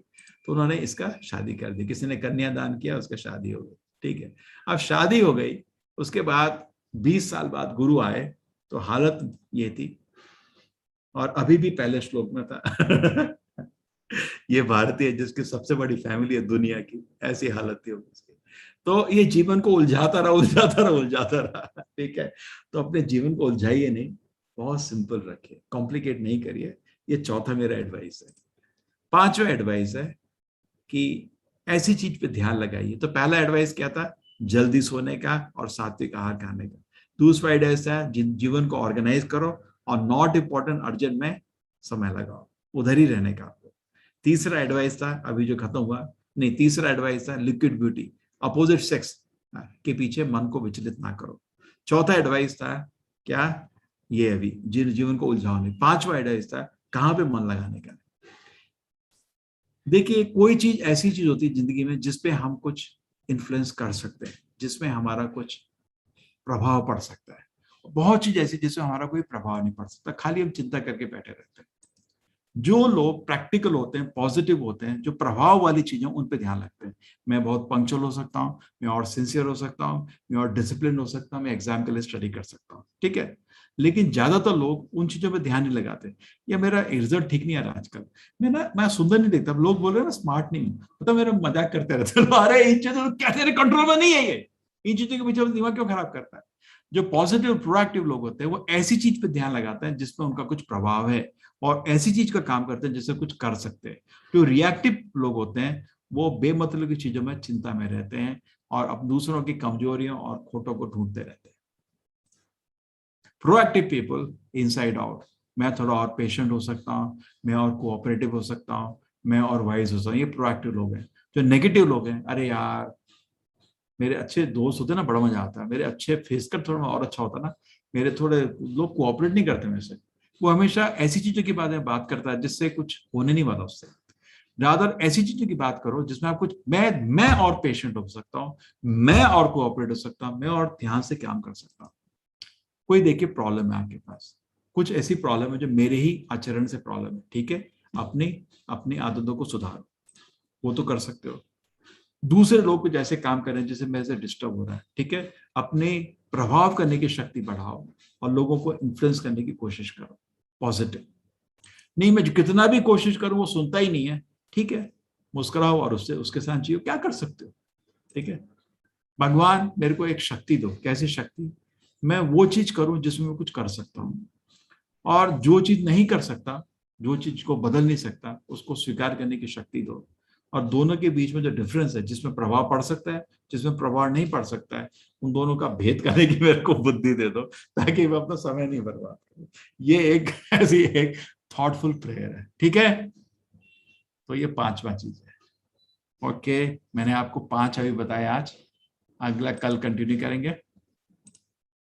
4 बच गए। हरे कृष्णा। हरे कृष्णा प्रभु जी। हम्म। अभी प्रश्न उत्तर ले लेते हैं प्रभु जी। हाँ बिल्कुल। नंदनी जोशी माता जी, नंदन जोशी। हरे कृष्णा प्रभु, नंदन जोशी प्रभु। हरे कृष्ण प्रभु जी। जी मेरा प्रश्न ये है कि जब जीवन और मरण के चक्र में किसी आत्म का प्रथम जन्म होने वाला होता है, तो उसका जीवन कैसा होगा के ऊपर आधारित होता है, क्योंकि उसके ना पहले के कोई सुकर्म होते हैं, ना कोई कुकर्म होते हैं। तो वो किस जाति में जन्म लेगा, धनी होगा या दरिद्र होगा, निर्बल होगा या सबल होगा, बुद्धिमान होगा या बुद्धिहीन होगा, ये किसके ऊपर आधारित होता है? अरे प्रथम प्रथम के चक्कर में नहीं पड़ो, हम लोग सब जन्म उसके चक्कर में अनंत काल से फंसे हुए हैं। ठीक है, अनंत काल से फंसे हुए हैं। ये बहुत तरह तरह से आचार्य लोग समझाते हैं। कुछ लोग बोलते हैं पहले जन्म ब्रह्म का ही होता है, फिर उसके बाद हम नीचे आने शुरू होते हैं। ठीक है, ये तरह तरह समझाया जाए। अभी ये थ्योरेटिकल क्वेश्चन है आपका, इसको प्रैक्टिकल इस क्वेश्चन का कोई यूटिलिटी क्या है हमारा? वही जो कल कोई पूछ रहा था ना, अब नीचे गिरे पहले कैसे गिरे, ये पहले पहले का चक्कर ना, ये चीज छोड़ो। अभी हमारा लक्ष्य क्या है? हम गिरे हुए हैं, है ना, हमको वापस जाना है ना, उस पर ध्यान लगाओ। ये चीज का प्रैक्टिकल यूटिलिटी कुछ नहीं है आपको। हम जमीन में गिरे हैं, दुनिया में पाप कर्म में फंसे हुए हैं, है ना। उधर की सोचो कैसे मैं, ये प्रश्न का मेरे को फायदा क्या है ना। ज्यादातर मैंने बोला ना, आचार्य लोग भी इस चीज पे ध्यान नहीं लगाते, बोलते ठीक है भगवान की सेवा छोड़ के लगा। ठीक है, अनंत काल से करोड़ों जन्मों से हम अब इंद्रिय भोग में लगे हुए। एक थ्योरेटिकल क्वेश्चन पहली बार, क्या मतलब, उसको क्या करना है आप, उसको जान के रियलिटी में आपको कुछ फायदा नहीं होगा। थ्योरेटिकल एक इंटरेस्ट आपका है ना, प्रैक्टिकल क्वेश्चन। ठीक है, इस पे आचार्य लोग गौर नहीं करते। कुछ लोग ऐसे समझाते हैं कि पहली बार हम ब्रह्म के शरीर में आते फिर नीचे आते हैं। ठीक है, इसके ज्यादा मैं इसके बारे में सोचता नहीं। मैं तो वो चीज सोचता, अभी क्या डिस्कस करा था हमने, लास्ट क्या था, ऐसी चीज जिसका हम कुछ इंटरेस्ट हो, कुछ प्रैक्टिकल हो। अब मेरे को भूटान में आज राजा ये बना, मेरे को क्या करना है उसका? मैं तो नहीं पढ़ता, मैं फेंक देता हूँ। मैं वही न्यूज पढ़ता हूँ जिसका मेरे को कुछ मतलब है, जिसका मैं कुछ कर सकता हूँ, है ना। समय बहुत कम है। ठीक है जी, हरे कृष्ण। थ्योरेटिकल क्वेश्चन है, इतना ही है। कुछ लोगों ने बोला था पहले ब्रह्मा का जन्म होता फिर नीचे आता है। ठीक है जी जी। अक्षिता माता जी, अक्षिता गुप्ता माता जी। हरे कृष्णा। हरे कृष्णा प्रभु अनम्यूट जी। करिए अपने आप को जी। प्रभु जी, ये क्वेश्चन लेने से पहले मैं एक एक्सपीरियंस शेयर करना चाहूंगी अपना, कृष्ण के लिए। अभी रिसेंटली का ही है। मेरी आस्था तो भगवान में बचपन से ही है, बट अभी 3-4 महीने से ज्यादा हो गई है। तो मैंने इस्कॉन टेम्पल के बारे में बहुत सुना था, मैं जाना चाहती थी वहां पर, बट जा नहीं पा रही थी। मैं गाजियाबाद में रहती हूँ, दिल्ली में जो है वहां पर। तो मेरे हस्बैंड को उतना टाइम भी नहीं था, लेकिन कुछ टाइम बाद में वहां गई। मैंने प्रभु काजी की जो भगवत गीता है वो लाना चाहती थी, वहां से वो भी लेकर आई मैं। उसके बाद मैंने सुना था कि वहां पर ना भगवत गीता का एक पाठ होता है डेली मॉर्निंग में। बट मैं सोच रही मैं कैसे जा पाऊंगी, मैं 3-4 बार भगवत गीता पढ़ चुकी हूँ, बट मुझे कुछ समझ ही नहीं आता था। तो मैंने सोचा कौन मुझे एक्सप्लेन कर पाएगा इसको, क्योंकि मैं जानना चाहती थी कि जीवन में कैसे चेंजेस हो सकते हैं उसको पढ़कर। बट सडनली एक बार मैं फेसबुक ओपन किया और मुझे ये आपका कोर्स मिल गया और मैं बता नहीं सकती मैं कितना खुश हूँ। 3 दिन से मैं ये कोर्स मतलब डेली कर रही हूँ। मैं डेली भगवान को इतना धन्यवाद करती हूँ, बहुत ज्यादा। मतलब मैं हमेशा सोचती हूँ कि भगवान के लिए कुछ भी चाहो तो भगवान एकदम सामने तैयार रहते हैं करने के लिए। मेरी आस्था और शायद बढ़ती जा रही है। तो हाँ जी, मेरा एक क्या प्रश्न है हाँ बताएं। मेरा प्रश्न है, जो मैं माला मेरे घर में है, मैं सुबह मॉर्निंग में करती हूँ, लेकिन मैं दूसरा मंत्र जप करती हूँ। तो मैं उसी माला से हरे कृष्णा मंत्र जप कर सकती हूँ? अरे आराम से आराम से। हाँ, मेरा तो काम है छोड़ना नहीं जोड़ना है ना। हाँ जी। तो छोड़ने का जरूरत नहीं है। मैं तो जैसा दिनचर्या वैसा रखिए। अभी किसी को आदत भी है, दारू पी रहा है, मैं भी बोल रहा हूँ उसको भी छोड़ने का भी नहीं हो पाएगा, छोड़ नहीं पाओ। अभी हाँ एक पॉजिटिव चीज ऐड कर दो, हरि नाम को घर में ले आओ, अपने भगवान को, कृष्ण को घर में ले आओ। हरे कृष्ण हाँ, कृष्ण कृष्ण हरे हरे, हरे ठीक है राम प्रभु राम राम। बस आप हरि नाम को ले आइए घर में, आपका देखिए जी। हाँ, चमत्कार शुरू हो जाएगा। कहाँ जब चमत्कार से मैं, होता है? चित्त में, चित्त में, आपका हाँ हृदय वो अंदर मैं से देख रही चमत्कार हूँ। है ना। लोग क्या करते हैं, लोग बाहर का चमत्कार चाहते हैं, मैं तो अंदर का चमत्कार चाहता हूँ, अंदर से। देखिए सारी खुशी मन की स्थिति है, अगर मन पवित्र हो कितना आनंद बढ़ता रहेगा और ना। प्रभु जी एक चीज और, जब से मैं, मेरी भक्ति बढ़ी है भगवान में, मैं प्याज खा लेती थी, सिर्फ प्याज, लेकिन अब मेरा वो भी खाने का मन नहीं करता है ठीक है, अंदर से। हाँ जी, चलो। धन्यवाद। हरे कृष्णा प्रभु जी। हरे कृष्ण। ध्यान से माता जी नाम स्मरण करते हैं, बहुत एक एक शब्द को ध्यान से सुनिए, इतना विनती है। हाँ पूरा फायदा ओके मिलेगा फिर, पूरा फायदा। जी प्रभु जी, हरे धन्यवाद। कृष्ण हरे कृष्ण। हरे कृष्णा श्री जब पात्रा माता जी। हरे कृष्णा। हरे कृष्णा प्रभु जी। हरे कृष्ण माता जी, बोलिए। अब जब हम हरि नाम का जप करते हैं ना, कभी कभी मन डिस्ट्रैक्ट हो सकता है, उसको कैसे कम कर सकते हैं? वही तो संघर्ष है। जैसे मैंने आपको घर में बुलाया, न्योता दिए, आप घर आए और मेरा मुंह उधर है। लगे यार इतना बुलाया, अब तो मेरी तरफ देख, तो उधर है। तो हम भी बोल रहे हरे कृष्ण, और सुनने की जगह इधर अरे मेरे को बुला क्यों रहा है? ठीक है, तो वो संघर्ष है, वही आपका प्रेम है। अभी शुरू में सभी लोग माता जी शुद्ध नाम जप नहीं कर पाते, और जैसे जप करते समय जैसे आपको स्थिति दिखती है ना, आपको पता चलता है मैं किधर हूँ। तामस तमस, जैसे वो आपका डेली टेम्परेचर है। जब का समय 10 मिनट भी जो आप जब करते हैं, आपको अपना टेम्परेचर पता चल जाता है कितना मन मेरा अस्थाई है ना। जो आदमी का मन शांत है, हरे कृष्ण पता चलता है। आप नहीं सही, अभी थोड़ा डिस्टर्बेंस है। एक थर्मामीटर का टेम्परेचर ले लो, आज टेम्परेचर 104 है, बहुत डिस्टर्बेंस। ठीक है, वो उसमें बुरा किसको लगता है? अच्छे से दवाई लो, और दवाई लो, और दवाई लो, हरि नाम को और जपो और जपो। उसमें दुख होने का जरूरत नहीं है, आत्मा को कुछ नहीं हो रहा, लेकिन मन बहुत डिस्टर्ब है, इससे हमारा अगला जन्म भयंकर आ सकता है। इसलिए ध्यान से जपो, मन पवित्र रखो। क्या है ना, मेरा और दो डाउट है।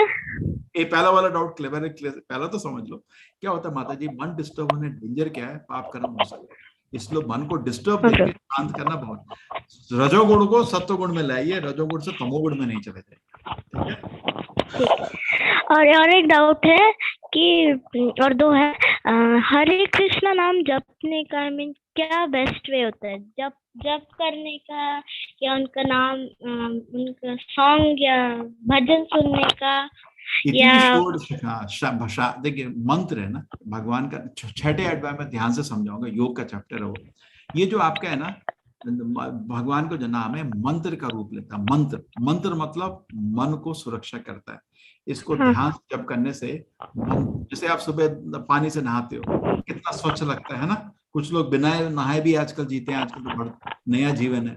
लेकिन इतनी गर्मी में बिना नहाए कैसे जीते, मेरे तो समझ नहीं आता। नहा धो के नए कपड़े पहनने में अच्छा लगता है ना, करेक्ट है ना। उसी तरह आप सोचो, आप ऐसे थे कभी नहाते नहीं थे, है ना। आजकल के लोग नया नौजवान नहाते नहीं है। IIT बॉम्बे में सर्वे किया गया, हर दिन नहीं नहाते 70% बच्चे। हे राम, बॉम्बे मैंगलोर सेम पाया, इतना गर्म है बॉम्बे में, हमको ही मालूम है, मैंगलोर है ना, सेम लाइन में हम लोग। ऐसे ये क्या प्रगति है, ये क्या पढ़ाई है ना, संस्कारहीन तो इससे अच्छा है आप नहाने में, आपको अगर वैसे लड़कों को आप हर दिन नहाओगे, बोलेगा कितना थैंक यू वेरी मच, आपने मेरे को सिखाया, मेरे को बहुत अच्छा लगता है। उसी तरह अभी हम मन को धो नहीं रहे, शरीर को धोना सीखें, मन को धोना है मंत्र से। जैसे क्या होता है, किसी को चिल्ला दिए, किसी ने हम पे चिल्ला दिया, किसी ने हमें अपमान किया, हमने ऊपर अपमान कर दिया, किसी इंद्रिय भोग की वस्तु से हम थोड़े आकर्षित हो गए। हर दिन हम सबका होता है, मन में बहुत गंदगी भर जाती, करेक्ट। तो जैसे शरीर को धोते हैं, मन को भी धोना जरूरी है। और मंत्र है, मंत्रों में महामंत्र शास्त्र में लिखा है, हरे कृष्ण मंत्र है। इति षोडशक नाम नाम, ये 16 शब्द जो हैं, कली कलमश नाशनम, कली के सब कलमश नष्ट कर देंगे। नातः परतर उपाय, इससे अच्छा पाया सर्व वेद, पूरे वेद में नहीं है। ब्रह्मा जी नारद को बताते हैं, नारद जी बोलते हैं अब तो कलयुग शुरू हो रहा है, क्या करें गुरुदेव बताइए। मैं उसके गुरु भी, पिताजी भी दोनों ब्रह्मा है। तो ब्रह्मा जी बोले ये मंत्र का सबको बोलो जाप करें, कलयुग के लिए बहुत अच्छा दवाई है। ठीक है, तो आप बाकी जो भी मंत्र करते हैं, जो भी पूजा करते हैं, सब कंटिन्यू रखें। मैं किसी को ये नहीं बोल रहा हूँ, एक 10 मिनट एक विनती कर रहा हूँ। ब्रह्मचारी को कुछ मांगने का तो हक है ना, भिक्षा मांग सकता है, इतनी भिक्षा क्या, 10 मिनट हरि नाम का जप करिए। हम वामन देव की तरह नहीं बोले पूरा ब्रह्मांड दे दो 3 स्टेप में, वो तो नहीं मांगा हमने 3 शब्द मांगे हैं आपसे। वामन देव ने मांगे थे ना बलि महाराज से 3 पग, हम 3 पग नहीं 3 शब्द बोलने को बोल रहे हैं, हरे कृष्ण राम। और ऐसे अरेंज है कि इतना मधुर लगता है, हरे कृष्ण कृष्ण कृष्ण हरे हरे, हरे राम राम राम हरे हरे। इस हरि नाम का आप जाप करिए और आप देखेंगे इस मंत्र के जाप से हर दिन 10 मिनट, 18 दिन का कोर्स है, भी कितना 15 दिन बचे, एक्सपेरिमेंट कर लो। चलो आज एक्सपेरिमेंट शुरू कर देते हैं, 15 दिन। प्रभु जी बोल रहे हैं 10 मिनट तो कुछ नाश नहीं होगा, ना कुछ होगा हमारा, ना कोई खर्चा हो रहा है, फोकट का है। चलो बैठ के जप कर लिया, क्या होगा उससे आपको 15 दिन जप करने से? आप खुद देखेंगे बड़ा शांति मिल रही। उसके बाद वही मैं बोल रहा, जब दारू की लत पड़ती है ना, छोड़ नहीं पाओगे। एक ये जितने एडमिन है पूछो इनसे, ये भी सब ऐसे ही हैं, इनको भी ऐसे ही फंसाया था हमने। एक से शुरू हुए थे, अभी ये लोग बहुत सारे 16 वाला जप कर रहे हैं, है ना। चमत्कार हो गया, तो आप भी करिए और आपको बड़ी खुशी होगी, बहुत खुशी होगी, बहुत शांति मिलेगी। ठीक है, मंत्र जो है इसके, ये साइंस, मंत्र का साइंस दुनिया में भी नहीं है।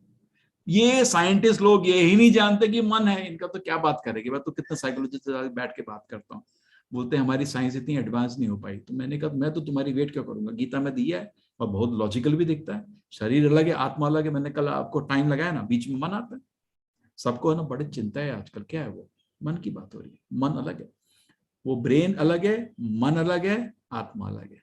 ठीक है ना। तो मन को चाहिए शांति, शरीर को चाहिए सुख, आत्मा को चाहिए आनंद। तीनों के लिए 8-8 घंटे लगाइए।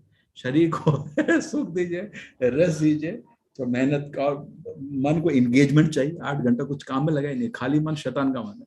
और आत्मा को चाहिए आध्यात्मिक आनंद, उसके लिए हरि नाम का जप करिए। हरि नाम जाप से मन भी शुद्ध होता है और आपका आत्मा को भी आनंद मिलता है। ठीक है माता जी, हरे कृष्णा। निधि माता जी, हरे कृष्ण। निधि माता जी, अपना प्रश्न पूछिए। हरे कृष्णा निधि उगाड़े। हरे कृष्णा माता जी। हरे कृष्ण प्रभु जी। महाराष्ट्र से हैं? महाराष्ट्र से है ना जी, नागपुर से। हाँ, नाम से पता चलता है। हाँ बोलिए। जी प्रभु जी, हमारे नहीं क्या 2 प्रश्न थे, तो आज एक मतलब कंप्लीट हो गया। आपने जैसे बताया कि अपने कंट्रोल कैसे करना अपने दिमाग पे। मेरा एक एक्सपीरियंस है कि जैसे मेरे कैसे किसी को चिढ़ा देना होता है। मैं कभी भी किसी को कुछ गलत बोल देती हूँ ना, तो उसका परिणाम मेरे ऊपर सेम होता है। जैसे किसी को मैंने मोटा बोल दिया तो मैं मोटी हो गई, ऐसे हमेशा होता है। तो आपने अभी बताया, तो फिर हो सकता है कि वो मैं अपने वर्ड्स पे कंट्रोल कर पाऊँ। ठीक है, तो उसके लिए बहुत बहुत थैंक यू। नहीं और माता जी क्या है, देखिए अब इतने सारे भक्त इकट्ठे हुए हैं तो कुछ अच्छा काम तो होगा ना। अभी क्या हमने कुछ नहीं, हम तो एक प्लेटफॉर्म दिए हैं जिसमें सारे भक्त इकट्ठे हो गए, है ना। और जैसे मंदिर में सारे भक्त इकट्ठे होते हैं, ये सारे भक्त हैं। 2 घंटा गीता सुन रहा है वो भक्त नहीं है तो कौन भक्त है भाई? क्या बात कर रहे हैं, ये सब भक्त हैं। और भक्तों के संग में कितना अच्छा लग रहा है ना, अच्छा लगता है ना। कीर्तन करते हैं, गीता सुनते हैं, भजन सीखते हैं, बहुत आनंद है। ठीक है जी, और आपने जैसे बोला कि 10 मिनट देख के कृष्ण नाम का जाप करिए, तो क्या हम कोई अगर किसी काम में व्यस्त है तो भी ऐसे कृष्ण नाम का जाप करे तो ऐसे डिसरिस्पेक्ट नहीं हो सकता? ब्लैक अकाउंट भी चलता है, व्हाइट अकाउंट भी चलता है। देखिए बिजनेस में 2 अकाउंट होते हैं। व्हाइट अकाउंट होता है जब एकाग्र होके एक जगह बैठ के हरे कृष्ण कृष्ण कृष्ण करेंगे। कभी कभी चल के भी कर सकते हैं, मॉर्निंग में वातावरण बहुत साफ होता है तो कोई डिस्टर्ब करने के लिए नहीं, अकेले बैठ के आपका मंत्र पे ध्यान बहुत एकाग्र होता है, वो व्हाइट अकाउंट हो गया। ठीक है, बैठ के चल के, सो के नहीं, सो के तो फिर नींद आ जाती है। दूसरा जब होता है जब आप खाना बना रहे हैं, ठीक है ना, खाना बना रहे हैं, सफाई कर रहे हैं, हर एक कुछ आप टेप में भी कुछ प्रवचन लगा सकते हैं। हमारे आचार्य प्रभुपाद के लगाइए, आप प्रवचन सुन सकते हैं और साथ में हरे कृष्ण सफाई कर रहे हैं, वो ब्लैक अकाउंट हो गया। क्योंकि उसमें क्या थोड़ा कभी ध्यान थोड़ा बिखर जाता है ना। लेकिन नुकसान दोनों फायदा करते हैं, दोनों से फायदा। ठीक है, लेकिन थोड़ा व्हाइट अकाउंट जरूर रखना। जितना भी ब्लैक अकाउंट हो तो पूरे दिन लगा दीजिए, और हल्के से, क्या कि अगर घर में सब भक्त लोग हैं तो आपको तो कोई प्रॉब्लम है, कोई कुछ नहीं बोलेगा। लेकिन कभी कभी सब लोग इस चीज को अप्रिशिएट नहीं करते, है ना। अरे क्या आप काम कर, हरे कृष्णा हरे कृष्णा। तो उसका थोड़ा ध्यान रखना, ठीक है। सॉफ्टली कर रमेश सकते, प्रभु। मन में कर सकते हैं हरे कृष्ण हरे, सॉफ्टली कर सकते हैं।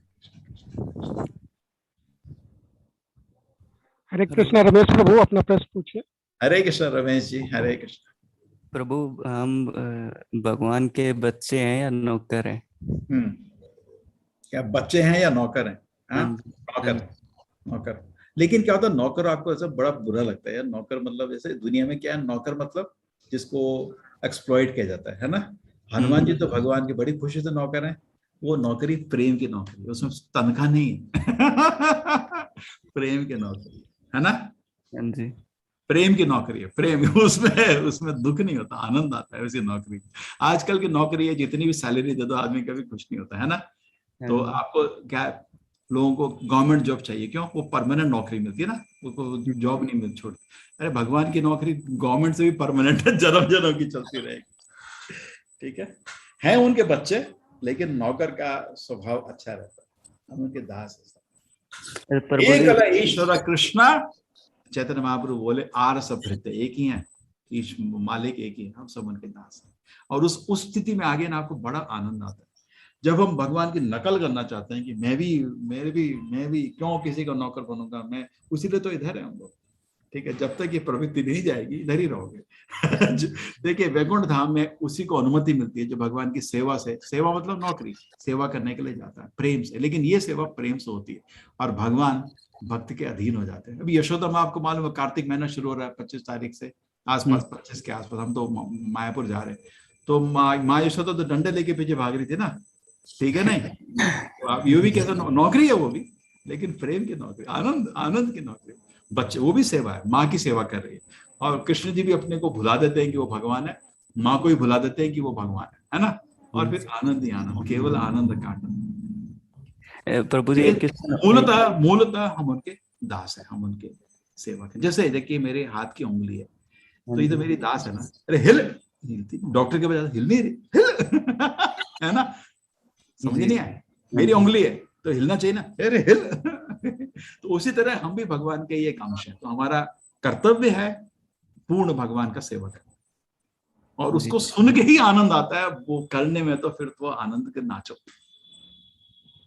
ये बहुत बड़ा एक गुप्त राज है, सब लोग ये चीज बताते नहीं। अब क्यों अध्यात्म में भी आके लोग ये सुनना नहीं चाहते। कुछ लोग हैं, ज्यादातर लोग 90% लोग अध्यात्म के जो टीचर हैं ये नहीं बताते आपको, क्या बोलते हैं, तू ही भगवान। अरे यार मजा आ गया सुन के, अरे सब तू ही नारायण, एक दूसरे को नारायण बोलते हैं, ये सब मजाक है। नारायण क्या, तू एक हवा के कोरोना का एक वायरस से मास्क लगा के घर के अंदर छुप के बैठा है, कैसा भगवान पता नहीं, है ना? करेक्ट, भगवान मास्क लगा के छुप के बैठेंगे क्या? आपके ऐसे भगवान तो बहुत देख लिया हमने जी। प्रभु जी एक क्वेश्चन हो रहा है, वो कुछ ऐसे था कि जो सब जीवों के लिए रात्रि का समय होता है वह आत्म संयमी के लिए जागने का समय होता है, और जो आपने पढ़ा था वो दूसरा अध्याय में, तो बहुत अच्छा, खुशी। तो उसका क्या मतलब? क्या निशा सर्वभूतान, हाँ बहुत अच्छा श्लोक है, ठीक है।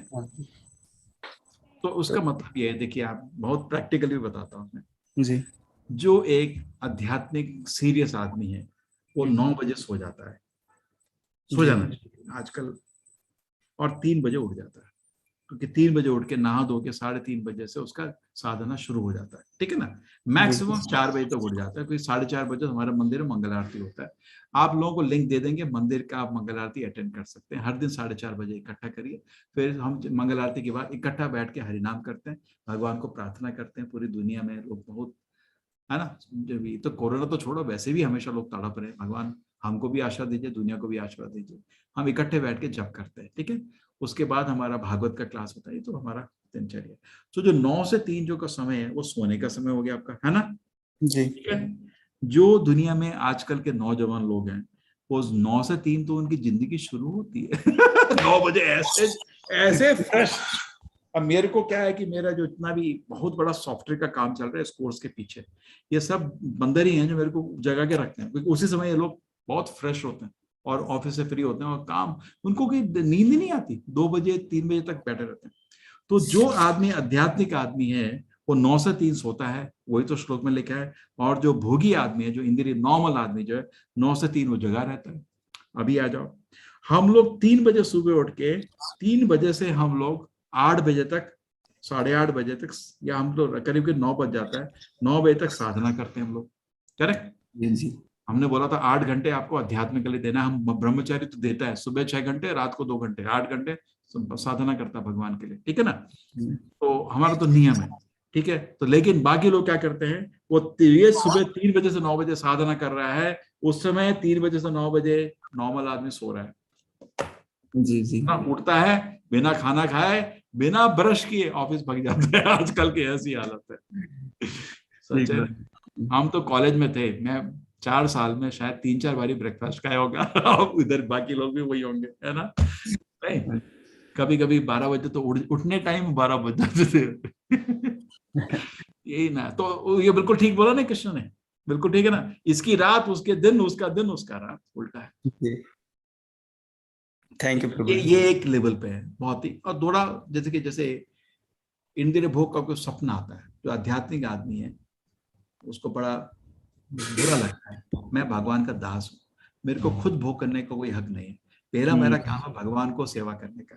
तो उसको बुरा लगता है। इंद्रिय भोग की कोई पाप करूं तो छोड़ो, इंद्रिय भोग की इच्छा आके फिर बैठ के नाम जप करके भगवान से प्रार्थना करता, भगवान मेरे को माफ कर दीजिए, मैं जैसे हनुमान जी वैसा भक्त बनना है। अगर आप वो लक्ष्य है तो आपको एक भी इंद्रिय भोग की इच्छा आने में भगवान से माफी मांगते, भगवान माफ कर दीजिए, मेरे मन में कुछ गलत विचार आए थे, मैं तो आपका दास हूँ, ठीक है। तो उसको इंद्रिय भोग आने में बहुत बुरा लगता है। जो दूसरा आदमी है, जो नॉर्मल आदमी है, इंद्रिय, अरे मजा आ गया, पता क्या क्या प्लान आ रहा है मुझे के, देखो उल्टा है फिर से। अभी उधर और ले लो, जो आध्यात्मिक आदमी को आप बोलो कि ये पता जोर का, कभी प्लान कर रहा हूँ, एक जोर का कीर्तन है आज, बड़ा मजा आएगा, कीर्तन में जा रहे हैं हम लोग। और जो नॉर्मल आदमी क्या बोर है, तो वो सोचता है ये पागल है, वो सोचता है ये पागल है, तो दोनों उल्टे व्यक्ति हैं। हमारे जो मैं कॉलेज में प्रोग्राम करता था, मेडिकल कॉलेज था, ठीक है। तो जो डीन था वो बड़ा भक्त था, उसने मेरे को परमिशन दी थी, बहुत लोग भक्त बने उससे, अभी वो कुछ क्लास भी ले रहे हैं वो स्टूडेंट्स, तो ठीक है। तो उनका एक रीडिंग रूम था, ठीक है, उसको मेरे को, मैं शाम को, हफ्ते में फ्राइडे शाम को उधर कीर्तन रखता था 6 बजे से 8 बजे। तो मेरे 30-40 स्टूडेंट्स उधर आते थे कॉलेज के, वो कीर्तन अटेंड करते थे और गीता का प्रवचन सुनते थे, बहुत ही आनंद आया उधर, बहुत भक्त बने। लेकिन कुछ लोगों को पता नहीं था, वो साउंड प्रूफ रूम था कि अंदर ये कीर्तन चल रहा है। तो वो अपनी लाइब्रेरी से किताब इश्यू करके उधर आते थे, रीडिंग बुक खोलते थे, और उन्हीं के दोस्त लोग, लड़के और लड़की, हरे कृष्ण, हाँ ऐसा मुंह खोलता था, इनको क्या हो गया। उल्टा है, पूरा विपरीत है। तो कृष्ण ने बोला बिल्कुल परफेक्ट बोला, पूरा विपरीत है। एक को लगता है वो पागल है, उसको लगता है ये पागल। कौन पागल है, ये तो भगवान निर्णय करेंगे भाई, ठीक है जी। हरे कृष्ण, हरे कृष्ण। चलिए, खुशी आपने माता जी। हरे कृष्णा। ऋतु माता जी अपना प्रश्न पूछिए। हरे कृष्णा प्रभु जी। हरे कृष्णा माता जी, बोलिए। प्रभु जी, मेरा क्वेश्चन कल वाले चैप्टर से है। आपने बताया था ना कि शरीर जब छूट जाता है तो आत्मा तो मरती नहीं है। तो प्रभु, अगर आत्मा नहीं मरती तो हम लोग श्राद्ध किनका करते हैं? आत्मा का ना, उसके लिए कर रहे हैं। लेकिन आत्मा ने तो, शरीर ने तो दूसरा आत्मा, तो गया। नहीं, आत्मा एक नए शरीर में है। आप प्रार्थना कर रहे हो भगवान को, जैसे तिरुपति जाके लड्डू लाते हो तो अपने माँ बाप को खिलाते हो, नहीं, माँ बाप लीजिए आपका थोड़ा भला होगा ना, भगवान का आशीर्वाद मिलेगा, करेक्ट। तो भगवान का एक प्रक्रिया है, जो आत्मा आपकी माँ बाप थे अभी वो कहीं और जगह है, ठीक है। आप भगवान को प्रार्थना कर रहे हो, वही तो मूल चीज है। तरीका वो दूसरी चीज है, कर्मकांड का तरीका है, तरीका ये है, वो अलग चीज है। लेकिन मूल चीज क्या हो रही है, आप भगवान को भोग लगा रहे हो, भगवान उनको किसी तरह प्रसाद पहुंचा रहे हो, बस उनको आशीर्वाद। कहीं हो सकता है कुछ मुश्किल में हो, उनको थोड़ा मदद कर दीजिए। आप भगवान से प्रार्थना करें अपने पूर्वजों के, उसको श्राद्ध बोलते हैं। लेकिन प्रभु जी, वो शरीर तो दूसरी आत्मा में चला गया ना, आत्मा को दूसरी आत्मा में नहीं गया, वो आत्मा दूसरे शरीर में गई। वही तो फिर आप उसको मदद करना चाह रहे हो सकता है उस जन्म में कुछ मुश्किल हो रही हो सकता है ना, मुश्किल, ठीक है ना। प्रार्थना एक सिस्टम है, देखिए ना, जब आपको आत्मा का ज्ञान मिला तो ये सिस्टम आप मांगेंगे खुद, मेरे माँ बाप जिंदा है, मतलब हाँ जिंदा है, कहीं और है, भगवान उन पर कुछ आशीर्वाद दे सकते हैं कि उनके लिए मैं प्रार्थना करना चाहता हूँ, वो तो श्राद्ध। लेकिन अब जब आप गीता का क्लास अटेंड कर रहे हैं, हर दिन आप श्राद्ध कर रहे हैं, हर दिन श्राद्ध हो रहा है, हरि नाम का जाप कर रहे हो, वो भी श्राद्ध हो रहा है। तो आपको तो वैसे भी जैसे मैं बताता हूँ एग्जाम्पल, अमेरिका में मदर डे है, माँ को याद करने के लिए, है ना। यहाँ मदर डे चाहिए क्या इंडिया में? दिन में 20 फोन आते हैं अभी भी मेरे को, बेटे कैसे हो, खाना खाया, हाँ खाया, है नहीं है। हमको तो मदर डे नहीं चाहिए भी। तो जो भक्त है, जो हर समय भगवान की पूजा करता है, उसको श्राद्ध की देने की जरूरत क्या? वो तो हर समय भगवान को प्रसाद पहुंचा रहा है, अपने माँ बाप को हर समय पहुंचा, ठीक है ना। लेकिन तब भी क्या है, हम भक्त भी नहीं है हम ऐसे। तो ऐसा करो, दोनों साथ साथ चलने दो, कर्मकांड मदर डे भी चलने दो, कभी कभी भूल जाते हैं, और साथ साथ ये अपना क्या कहते हैं, भक्ति भी साथ रखो। भगवान का जब नाम स्मरण करते हो, भगवान से पुकार सकते हो, भगवान जहाँ भी माँ बाप है उनको थोड़ा ध्यान रखें, ठीक है। तो भगवान तो सुन रहे हैं ना, ऐसा नहीं है कि आँख खोल के सुन रहे हैं। अच्छा ठीक है, ठीक है। हरे कृष्ण। हरे कृष्ण, शुक्रिया प्रभु जी। हरे कृष्ण सौरभ प्रभु जी। हरे कृष्ण प्रभु जी। हरे कृष्ण सौरभ जी, बोलिए। प्रभु जी, मेरा सवाल आज जो हमने पढ़ा है कर्म के रिगार्डिंग है। तो जैसे समाज में जैसे बोले हम कि जैसे कोई दो तरह के कह सकता हूँ कि लोग होते हैं, या कैसे मतलब कि एक आदमी है जो मतलब ज्यादा तामसिक चीजों के उसमें है इन्फ्लुएंस, एक हो सकता है कि थोड़ा कम हो, मतलब कहीं ना कहीं रहता है तामसिक, वो अच्छा भी मतलब चीजों में रहता है पर कम फैक्टर, मतलब उसका इंटेंसिटी कम है तामसिक चीजों में। पर हम देखते हैं कि जो कई बार की हर नोट इन लाइक हर केस में नहीं, पर कुछ केस में देखते हैं कि जो तामसिक ज्यादा है चीजों में अटैच है, वो नॉर्मली खुश, मतलब हम कंपेयर करें तो रहता है, देखते हैं इतना जीवन में कोई तकलीफ नहीं हो रही है। कुछ कभी कभी हम देखते हैं कि कोई जैसे कोई आदमी है वो ठीक इतना तामसिक नहीं है, इतनी चीजों में तामसिक चीजों में अटैच नहीं है, वो डे टू डे ज्यादा सफर करता है, नॉर्मली हम देखते हैं। तो ये क्या मतलब खुद के माइंड पे रहता है कि हम कैसे उसको कितना कंट्रोल कर पाते हैं, या कोई अलग कोई फैक्टर रहते हैं, कोई नेचर? देखिए क्या है, अपना पुराना पैसा खर्च कर रहा है आदमी, आपको दिखता नहीं। जैसे मैंने बहुत पुण्य पहले किया है, ठीक है ना, तो आपकी जेब में थोड़ा पैसा है, ठीक है ना। पुण्य पाप एक्चुअली असली पैसा है। आनंद जिंदगी का पुण्य पाप से होता है। हम तो आपको अध्यात्म पढ़ा रहे हैं, हम तो बोल रहे हैं भगवान के चरण में जाओ, ये पाप पुण्य से हमको ज्यादा इंटरेस्ट नहीं है, ठीक है। लेकिन तब भी तो दोनों मेटेरियल है, पाप भी मेटेरियल है, पुण्य भी मेटेरियल है। भगवान का जो सेवक होता है ना तो पाप करता है ना पुण्य करता है, भगवान का सेवा करता है, क्योंकि दोनों मेटेरियल है। तब भी अर्जुन ही बोला था ना, डूब जाएंगे मर जाएंगे, अरे मरेगा तो, लेकिन कपड़ा निकाल के क्या करेगा, आदमी तो मर गया ना। पहले चैप्टर में भी पहले प्रश्न का यही उत्तर था। लेकिन तब भी अब मैं इक्वेशन आता हूँ कर्म की, पाप और पुण्य की इक्वेशन, ठीक है। पुण्य करने से जेब में पैसे आते हैं, असली पुण्य ही पैसा है। अगर आपका पुण्य है तो आपको कोई गाड़ी फ्री दे जाएगा गिफ्ट में, आपको खरीदने की जरूरत। पैसे हैं, फिजिकल पैसे, गाड़ी खरीदोगे के लिए, पुण्य नहीं है तो गाड़ी में एक्सीडेंट होकर चल जाएगा, तो मैं उसका आनंद भोग का पुण्य नहीं था। तो पुण्य से एक्चुअली जिंदगी भौतिक आनंद भी पुण्य से होता है, भौतिक दर्द पाप से होता है। दो अलग अलग अकाउंट है आपने भरे हुए। कोई आदमी ऐसा हो सकता है जो अभी तामसिक हो गया है, अभी पाप कर्म शुरू कर रहा है, क्योंकि भगवत गीता में लिखा है श्रुति नाम श्रीमताम गेहे योग भक्त समझाए थे। जो आदमी पुण्यात्मा होता है, अगले जन्म में वो धनवान व्यक्ति के घर में और एक पवित्र घर में पैदा होता है। लेकिन बहुत लोग उसके बावजूद भी पाप कर्म शुरू कर देते हैं, है ना। दारू पीना, नशा करना, कितने लोग हैं आपने देखा। आजकल तो संस्कार है ही नहीं। मैं तो कॉलेज में जाता हूँ, सब बराबर है, सब बराबर है, कोई मतलब ही नहीं है वो किस घर में पैदा हुआ, सब एक से हो जाते हैं। ये पहले साल में थोड़ा अलग अलग होते हैं, चौथे साल तक सब दारूबाज। अभी तो 99% लड़का दारू पीता है, सब बराबर है ना। तो अब उसके बाद आप देख रहे हैं उसमें अभी थोड़ा आनंद में है, थोड़ा खुश है, वो पुराना पैसा थोड़ा भी खर्च कर रहा है। समय की बात है, बस जाने वाला है, कुछ समय की बात। उस पे उस सेकंड को नहीं देखिए। कर्म को अगर आप स्टडी करते हैं थोड़ा लंबा देखना पड़ता है, ठीक है। वो एक क्षण को देखेंगे तो आपको पता नहीं चलेगा। भगवान उसको एक अनुभव से ले जा रहे हैं जिससे धीरे धीरे उसको सुधार किया जाए, है ना। एक चीज, दूसरा चीज आप बोल रहे थे, खुशी की बात कर रहे थे। खुशी, दो लोग खुश हैं। एक तो परमहंस जो समझ गए हम शरीर नहीं आत्मा है, वो हमेशा खुश रहता है। एक पागल, वो भी खुश रहता है। पागल खाने वो भी हंसते रहते हैं। पागल खाने में हाँ पूरे दिन हंसते लोग। आपको वैसी हंसी चाहिए तो ठीक है, उस हंसी को देख के इंटरेस्ट नहीं लेना चाहिए। जो बड़े बड़े संत हैं जो इस दुनिया की सारी प्रॉब्लम को जान के भी जो खुश है, वो आदमी असली विद्वान है ना। जो छोटे बच्चे भी हंसते रहते हैं, ठीक है, लेकिन उसमें ज्ञान नहीं है।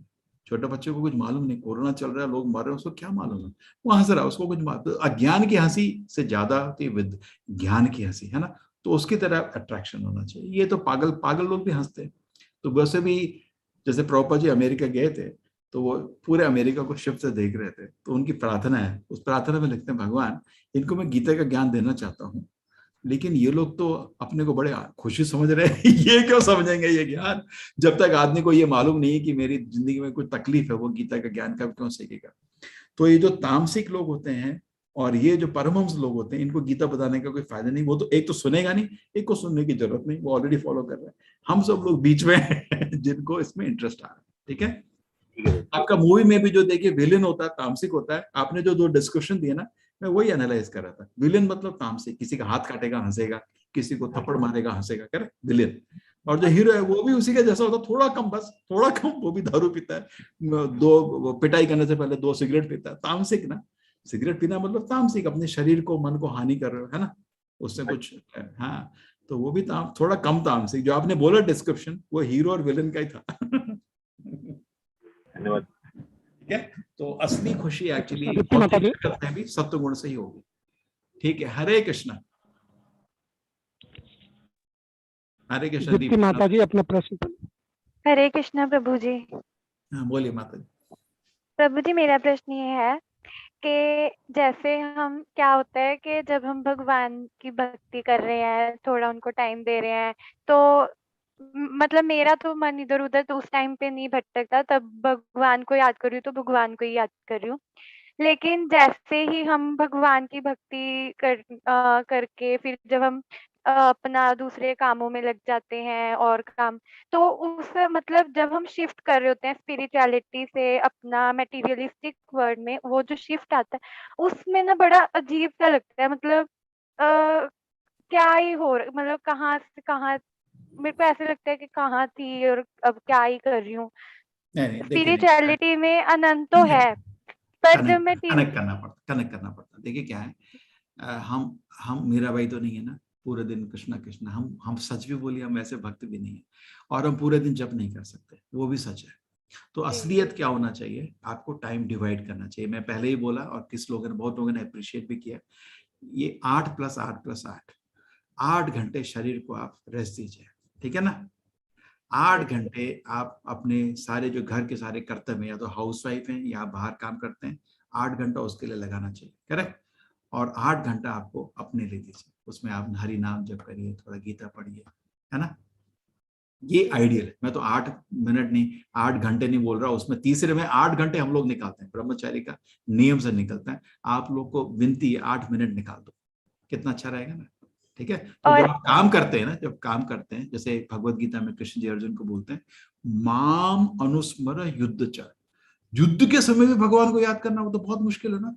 ऐसा तो बोलेगा, अर्जुन बोलेगा, अरे आजा दुर्योधन, ले बाण स्मार से, नहीं तो युद्ध तो गुस्से से होता है ना, है ना।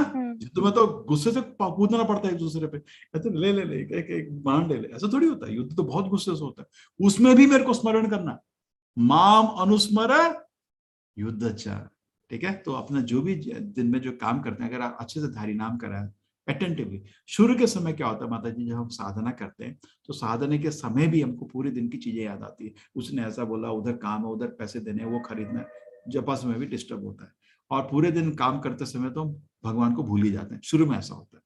जब थोड़ा आगे अब और एडवांस हो गया, आप थोड़े और एडवांस हो गए हैं, उसमें साधना के टाइम भगवान को ध्यान होता है, दिन में काम करते हुए भगवान का स्मरण रहता है, लेकिन काम भी अच्छे से होना चाहिए। क्योंकि जो काम कर रहे हैं ना, जैसे आप घर में सफाई कर रहे हैं, आप तो भगवान की पूजा कर रहे हैं, आप तो घर मंदिर बन गया, तो मंदिर तो बिल्कुल स्पिक एंड स्पैन रहना चाहिए। हर काम को भगवान से कनेक्ट कर दीजिए, तब आपको आनंद आता है। ऑफिस में काम कर रहे हैं, चलो उसमें से 1%, ज्यादा नहीं, 1% भगवान के चरणों में देते हैं, उनका है।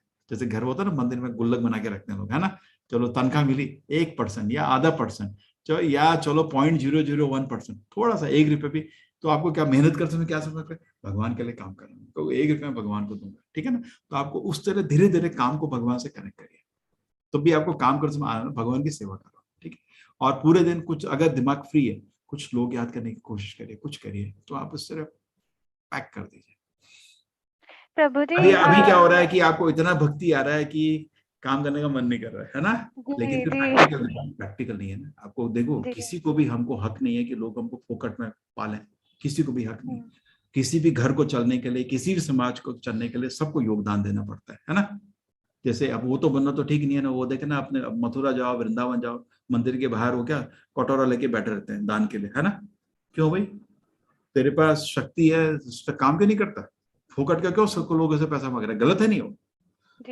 वैदिक काल में भीख मांगना दंडनीय है। दंड किस चीज के लिए भीख मांगना? दंडनीय है। काम करना, कुछ तो कर, खाली क्यों बैठा है? खाली बैठा और मेरे को खिलाने का तेरे को, ये तो गलत काम है ना। कुछ तो मेहनत कर। आप बोलते स्वामी जी आप भी खाली बैठे, खाली नहीं बैठा, सुबह से रात को सोने को मेरे को 2 घंटे नहीं मिलते, पूरे दिन लगे रहते, कुछ सेवा कर रहे हैं समाज की, है ना।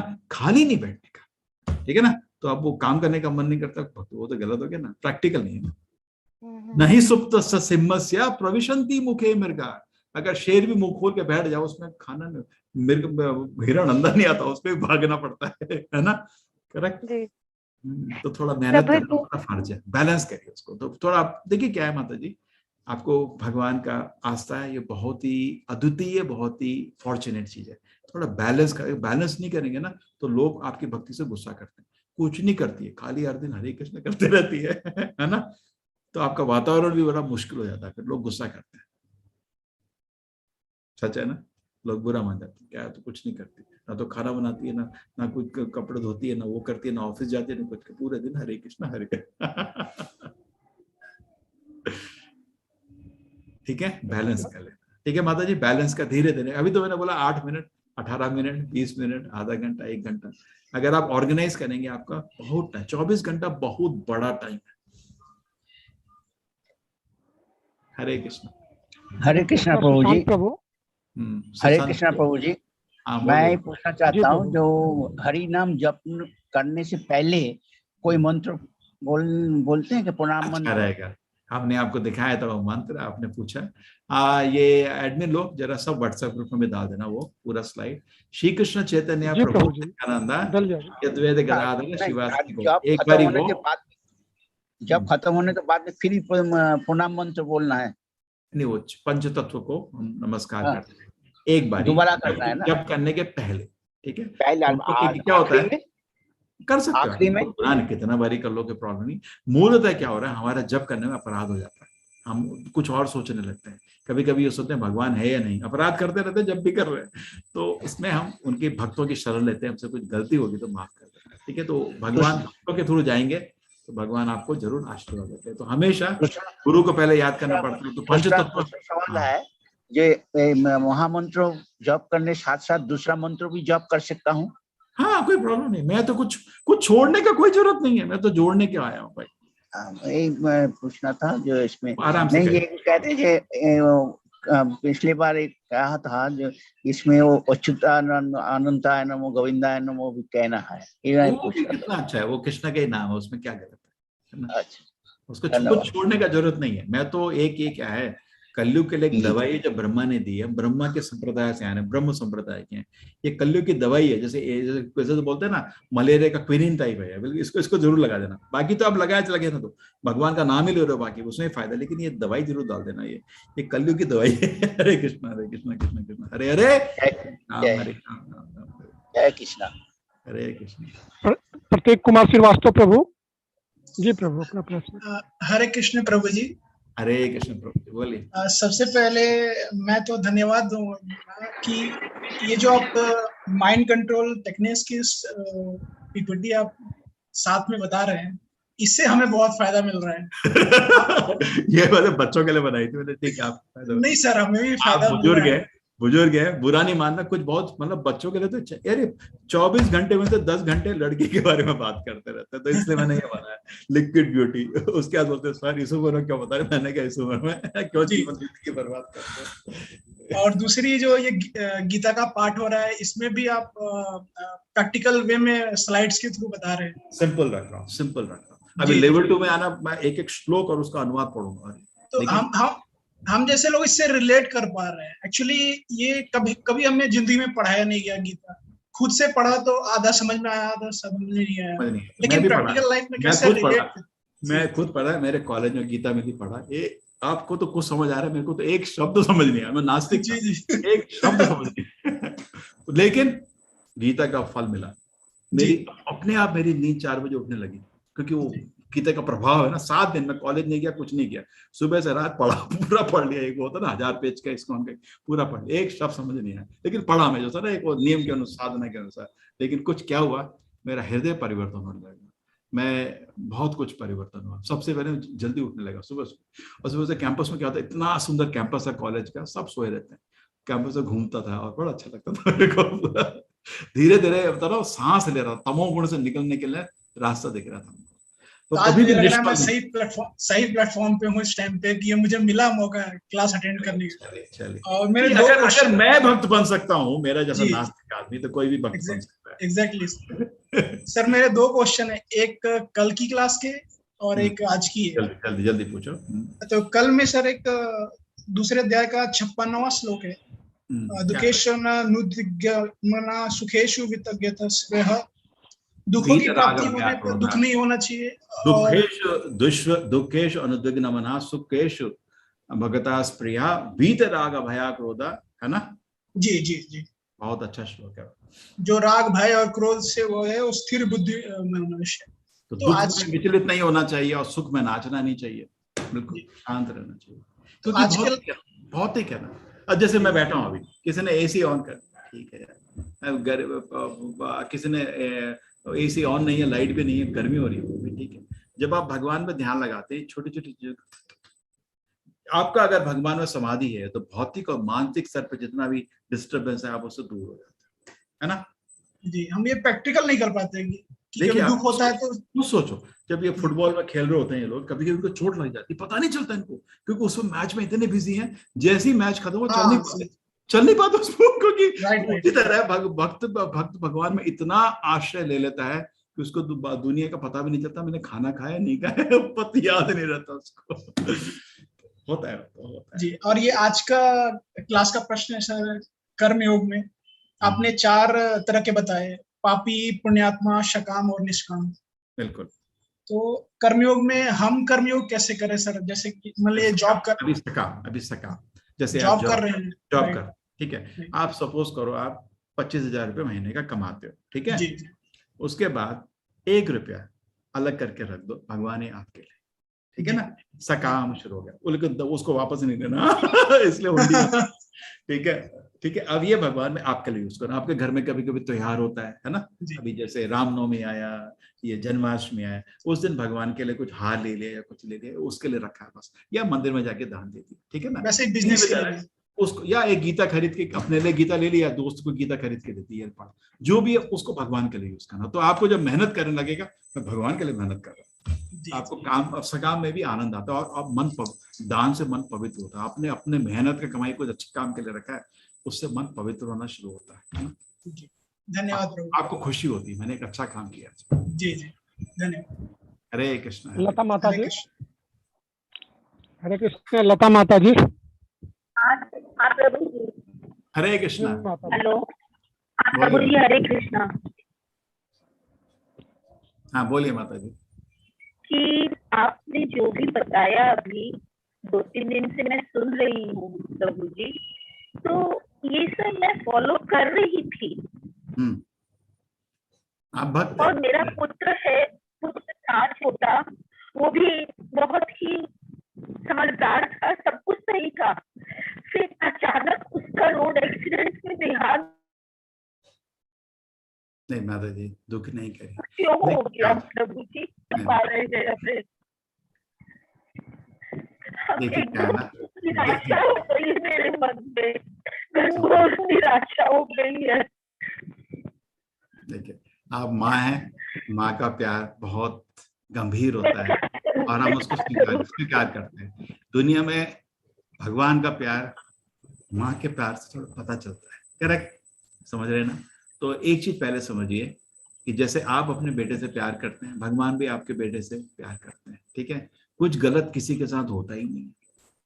तो पहले दूसरे अध्याय का पहले इस चीज को गौर करिए, वो शरीर नहीं आत्मा है, तो आपको थोड़ा सहारा मिलेगा। अर्जुन का भी युद्ध में बेटा बना था, अर्जुन का भी बेटा, अरे आप सुनिए तो माता जी, माता सुनिए। अर्जुन का बेटा युद्ध में मरा था अभिमन्यु, उसको, और वो भी गलत तरीके से, बड़े बड़े महारथियों ने घेर के मारा उसको। कितना दर्द हुआ था जब उसने भगवान की सेवा छोड़ी, तब भी युद्ध में पूर्ण अपनी सेवा पूर्ण, उसका हृदय टूट गया था। उसको युद्ध का ना मन रहा था ना कुछ रहा था। एक इतना नादान लड़का है, उसको घेर के मार दिया, है ना। कितना कैसा लगेगा आपको, है ना। अरे एक एक करके क्षत्रिय की तरह युद्ध करते तो चलो मानते, क्षत्रिय वीर गति, ऐसे घेर को उसके जानवर की तरह मारा, उसको बहुत दिल में दर्द हुआ, तब भी भगवान का सेवा नहीं छोड़ा। तो इसलिए माता जी, ये तो इतना उसको दिल में स्वीकार होना चाहिए कि हम शरीर नहीं आत्मा है। क्योंकि अभिमन्यु का कुछ कारण था, वो चंद्रमा का कुछ बेटा है और उसको चंद्रमा ने थोड़े टाइम के लिए दिया था, उसको जल्दी जाना था इसलिए कृष्ण जी वापस नहीं, कृष्ण जी को सब मालूम है क्या है, वो कुछ टाइम के लिए सारे देवता भगवान की सेवा में आए थे, ठीक है। वो चंद्रमा ने बोला था मैं दे रहा हूँ मेरे बेटे को, जल्दी वापस भेज देना उसको, तो इसलिए उसको जल्दी जाना था, उसका टाइम थोड़ा हो गया था, इसलिए जाना था, इसलिए भगवान का अरेंजमेंट था जो भी है। तो इसीलिए माता जी, जैसे अर्जुन भी समझता है, आप भी समझिए, कुछ समय उसका था। जब भी हम शरीर में जन्म लेते हैं, हमारा कुछ समय रहता है। देखिए अंत में तो एक दिन तो हमको बिखरना है ही, बिखरना तो नियम है, हम हमेशा नहीं रह सकते। एक दिन तो हमें जितने रिश्तेदार हैं सबको छोड़ के जाना ही है, ठीक है। वो दूसरा दिन हुआ। तो भगवत गीता में लिखा है ना, देहिनोऽस्मिन् यथा देहे कौमारम यौवनम जरा तथा देह अंतर प्राप्ति धीरे सतरम मुह्यति। तो एक तो आप मन को इससे धीरे धीरे संयम लाइए, क्योंकि कुछ कितने साल लग जाते हैं इस संयम में आने में। पहला चीज, हम शरीर नहीं आत्मा है, इससे आपको थोड़ा शांति मिलेगी। दूसरा चीज समझिए, भगवान किसी के साथ कभी गलत करते नहीं, उसको किसी और से हो सकता है भगवत धाम ही ले गए अपने, वहां यहाँ दुनिया में बुढ़ापा मृत्यु की जगह सीधा भगवत धाम में भगवान की सेवा करें। अगर भगवान का भक्त है, अगला जन्म उसको देवलोक में मिलेगा, देव देवताओं के साथ भगवान की सेवा करेगा, फिर वहां से वैकुंठ चला जाएगा या सीधा वैकुंठ चला जाएगा। तो कभी भी बुरा नहीं होता माता जी किसी के साथ, ठीक है। भगवत गीता में कृष्ण जी बोलते हैं सुहृदम सर्वभूतानां, सबका सबसे अच्छे मित्र, चिंता की जरूरत नहीं, ठीक है। लेकिन समय लगता है माता जी, तो माँ का हृदय समय लगता है। प्रभु जी ये तो बताइए कि भगवान ने अर्जुन की तो रक्षा की थी ना, अर्जुन को तो उन्होंने अपने पास नहीं ना बुला लिया था, है ना, उन्होंने पूरे युद्ध में अर्जुन की रक्षा की थी ना, तो उन्होंने मेरे बेटे की रक्षा क्यों नहीं की? अभिमन्यु का नहीं किया ना, अभिमन्यु तो मरा ना। हाँ, वो भी बहुत बड़ा भक्त था भगवान। क्या था माता जी? नहीं माता जी, आप भौतिक उससे देख रहे हैं, आप आध्यात्मिक दृष्टिकोण से देखिए तो थोड़ा आप दर्द को दूर कर पाएंगे, नहीं तो ना वो सिर में घूमता है। तो गीता को पढ़ रहे हैं, तो गीता में कृष्ण जी ने क्या बोला है, आप दूसरे चैप्टर का बोलो, हमारा बचपन का शरीर था, यौवन का शरीर था, बुढ़ापे का शरीर था, तो दूसरा शरीर आता है ना। इसी तरह हम एक दिन तो शरीर सबको छोड़ना ही, ठीक है। तो ये तो माता जी भगवान की इच्छा है, उसमें हम लोग को स्वीकार करने में थोड़ा टाइम लगता है। कभी कभी भगवान का निर्णय स्वीकार नहीं होता, क्यों भगवान ने ऐसा कर दिया, भगवान कभी गलत करते ही नहीं, है ना। अब आप देखिए कभी कभी माता जी क्या होता है, हमको भी बहुत जिंदगी में सब किसी के भी, आप देखिए आपको दुख लग रहा है जिंदगी में, हम सबको सुख हमेशा सुख है क्या? हम सबके भी माँ बाप हैं, हमारे भी दादा हैं, हमारे भी दादी हैं। मैं अपना एग्जाम दे रहा था, मेरे को न्यूज आई दादी चल बस, एग्जाम पूरा किया, सबको दर्द होता है, लेकिन सब लोग इस चीज को सह रहे हैं माता जी। अब उसमें आप थोड़ा आध्यात्मिक ज्ञान को अगर रखेंगे तो सह पाएंगे, आप उसका आराम से जिंदगी चलते रहेंगे। नहीं तो क्या है, भौतिक उसमें रहेंगे, इसका सोल्यूशन नहीं मिलेगा। मैं तो क्या करता हूँ, कभी भी ऐसी चिंता आती है ना, मैं मंदिर में जाके भगवान का चेहरा देखता हूँ, कृष्ण जी का, वो तो बांसुरी लेके मुस्कुरा रहे, अरे यही करता है, यही कंट्रोलर है, ये मुस्कुरा रहे, तो मैं चिंता क्यों करूं? ठीक है भाई, मैं भी मुस्कुराता हूँ, भगवान तो मुस्कुरा रहे ना, वो तो दुख नहीं है। तो जब भगवान मुस्कुरा रहे तो मैं चिंता में क्यों? वो तो कंट्रोलर है ना, वो तो गलती करते नहीं है, एक गलती नहीं करते ना, तो भौतिक लोक में ना वैकुंठ लोक में बिना गलती के पूरा सारे ब्रह्मांड चल रहा है उनका, एक गलती नहीं होती उससे, परफेक्ट प्लान चल रहा है, अद्भुत कर्म ना। हमको कभी कभी दिखता नहीं कि भगवान ने क्या, जैसे भगवान ने पहाड़ उठाया, अरे क्या महान काम किया, तो लेकिन हमको हर चीज में दिखता नहीं। हमको जो दुख होता है हमको लगता है भगवान ने शायद कुछ गलती कर दी। अगर आप दुख में भी सोचो भगवान क्या आपका काम है, तो महान भक्त का लक्ष्य है। कुछ कारण है भगवान हमको एक ऐसी अनुभव से ले गए जिसमें मेरे को दर्द हुआ, ठीक है, लग रहा है कि भगवान ने कुछ गलत किया, लग रहा है, मैं भी मानता हूँ, ठीक है ना, लेकिन उसमें भी भगवान का आपके लिए भी कुछ अच्छा प्लान है, ऐसा सोचिए। शायद उसकी वजह से आप गीता सुनना शुरू कर दिए, हो सकता है ये प्रॉब्लम, शायद उसकी वजह से आप भगवान का नाम चरण करना शुरू कर दिए। ठीक है प्रभु जी। ठीक है माता जी। हाँ, हरे कृष्ण। हरे कृष्ण प्रभु। समृद्धि कोलसा माता जी। समृद्धि माता जी। जी हेलो। हरे कृष्ण। हरे कृष्ण। ये जो आपने नॉर्मल लाइफ कही वो लाइफ में जी रही हो अभी, तो मेरे को ऐसे चेंज करना है लाइफ में, कांस्टेंट होना है, लेकिन हो नहीं पाती है चेंज। मतलब आप अपने लाइफ को बदलना चाहते हैं और बदलना 1 मिनट में नहीं होता। माता जी क्या है ना, जैसे आपका ऑपरेशन हुआ था और आपके हाथ को प्लास्टर लगा हुआ है, जब प्लास्टर को निकल जाते हैं तो हाथ काम नहीं करता, बिकॉज मसल बहुत वीक हो जाती है ना, धीरे धीरे एक्सरसाइज करना पड़ता है। तो इसीलिए थोड़ा समय लगता है अपने मसल्स को पावर बनाने। अभी हमने अपने बहुत सारे अध्यात्म और मानसिक मसल बहुत कमजोर हो जाते हैं बिकॉज हम उनको यूज नहीं कर रहे, है ना। तो जैसे ही आध्यात्मिक जीवन में आते हैं, आप उनको यूज करना शुरू करते हैं और वो धीरे थोड़ा टाइम लगता है। इसलिए माया एग्जाम देते रहती है। आप एक सपोज सभ्य पुरुष बनना चाहते हैं, अपने को बदलना चाहते हैं, अच्छे विचार हमेशा रखना चाहते हैं, अच्छे काम हमेशा करना चाहते हैं, कंसंट्रेशन से काम करना चाहते हैं, पूरे दिन को प्लान करके अच्छे से करना चाहते हैं, लेकिन वो कर नहीं पाते। उसके लिए संघर्ष करना पड़ता है, धीरे धीरे होता है, शनै शनै। जैसे आपको एग्जाम है, अब एक दिन में कौन एमए पास करता है, एक दिन में तो पास नहीं होता, लगता है छोटा एग्जाम आता है, आप उसको पास करें। कभी भी आपको ऐसा एग्जाम नहीं आएगा जब आप पास नहीं कर सकते। आप भगवान के हाथ में छोड़िए। आपका दिल में इच्छा है परिवर्तन का, भगवान बहुत खुश हो गए, अब आपको छोटा सा एग्जाम नहीं है, छोटा आप एग्जाम कभी भी ऐसा नहीं आता जो आप पास नहीं हो सकते। ये आप हमेशा धैर्य रखें। कोई ऐसा एग्जाम होता ही नहीं है भगवान देते हैं जिसको हम पास ही नहीं कर सकते। तो एग्जाम आया बहुत मुश्किल, जैसे अभी माता जी बोल रही थी, बड़ा मुश्किल एग्जाम था, फिर अभी तक दिल दर्द करता है, हमको भी सबको बुरा लगा, दर्द तो हमारा भी क्या सुन के, लेकिन एग्जाम था। भगवान मेरे को इतना मुश्किल एग्जाम दे दिया, मेरे को शक्ति तो इस एग्जाम को पास करो, है ना, और संयम में आपका सेवा कर सकूं। तो इसको इसलिए हमेशा हर क्षण का जो एग्जाम उसको पास करते रहिए, गीता को सुनिए, भक्तों के संग में रहिए, और एग्जाम आते रहेंगे। ठीक है, ये एग्जाम कभी भी आते हैं। कॉलेज के एग्जाम का एक समय होता है, स्थान होता है। माया के एग्जाम कोई समय नहीं, कोई स्थान नहीं, कहीं पे भी पढ़ पाता है, सरप्राइज आता पूरा, लेकिन उसको पास करने से हमारी प्रगति होती है और आगे आगे बढ़ते रहते हैं। ठीक है माता जी, ग्रेजुअली एलिवेशन होगा, आपको एग्जाम मिलते रहेंगे। अभी आप जैसे बैठे, चल सिगरेट पीते हैं, नहीं पीऊंगी, नहीं पीऊंगी चलो एक पास हुआ, नेक्स्ट दारू पिएगा पास हुआ। ऐसे ऐसे करके जो हमारी कमजोरियां हैं वो एग्जाम के रूप में आते रहेंगी और इतनी भयंकर आएंगे जितना पास कर सको, उसके आगे नहीं। कोई भी आपको स्थिति कभी नहीं आ सकती ऐसी जिसको आप पास नहीं कर सकते, है ना। आप उसको पास करते रहो, अंत में भगवान आपके सामने। तो 100 आउट ऑफ 100 मिलते ना। कृष्णा बड़े स्ट्रिक्ट है, बहुत दयालु है, बहुत स्ट्रिक्ट है। दयालु बहुत है, आपको 1000 अटेम्प्ट देने के लिए तैयार है, लेकिन उनको 100 आउट ऑफ 100 चाहिए दर्शन देने के लिए। हमारे मन में 100 आउट ऑफ 100 नहीं है, एक चुप उनका दर्शन नहीं मिलेगा। 100 आउट ऑफ 100 सामने देख लो, उनके बात कर लो उनसे। ठीक है, हरे कृष्णा। हरे कृष्णा। पूजा गिरी माता जी। हरे कृष्णा। पूजा माता जी।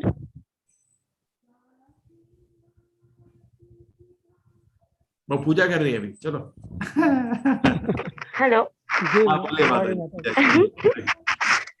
हेलो। हाँ बोलिए पूजा जी। प्रश्न पूछिए। हाँ हेलो। हाँ एक सेकंड, पूजा माता जी अपना प्रश्न पूर्ण कर लीजिए, क्या है आपका प्रश्न? हाँ पहले तो थैंक यू, मैंने आपको कल मेल किया था, आपने मुझे रिस्पॉन्स किया और आंसर किया, पर मैंने ना पूरा डिटेल में नहीं पूछा। मतलब लाइक मेरा क्वेश्चन था कि can I read Bhagavad Gita while I am on my periods. तो अब मेरा सेकंड क्वेश्चन है कि can I do jaap also on that time? मैंने आपको उधर लिखा था, देखिए भक्ति के नवविध भक्ति होती है, श्रवणम कीर्तनम स्मरणम, ये 3 चीज में जो कुछ भी आता है कोई नियम फॉलो उस पर नहीं लगता। भागवत विधि है, भागवत विधि में कोई नियम नहीं। श्रवण तो आपका नाम जब जो श्रवण में आता है, कीर्तन में आता है ना, और स्मरण भगवान के बारे में, इसमें कोई नियम नहीं लगता। अब इसको समझते हैं, दूसरे नियम क्यों लगता है मैं समझा देता हूँ। जैसे मैं खुद बताता हूँ, कभी कभी मेरे को बुखार हो, मैं नहाता नहीं, जैसे आदमी को बुखार होता है डॉक्टर बोलता है उसको सिर में पानी नहीं डालना, करेक्ट, पूरा अच्छी आपका जुकाम है, सिर दर्द है, बुखार है, तो क्या करते हैं उससे हम पवित्र नहीं हो पाए, है ना। मैं क्लास भी ले लेता हूँ लेकिन मैं मंदिर नहीं जाता, मैं भगवान के चरण नहीं छूता, ठीक है ना। भगवान का दर्शन कर सकता हूँ लेकिन उनके चरण नहीं छूता। ना ही मैं भगवान के लिए भोग बनाता हूँ, कि भगवान के लिए अगर आपको भोग बनाना है आपका मानसिक शारीरिक रूप से पवित्र होना चाहिए, है ना, करेक्ट। भगवान को, क्योंकि मैं शारीरिक रूप से अपवित्र हूँ, मैं वो काम नहीं करता, ठीक है।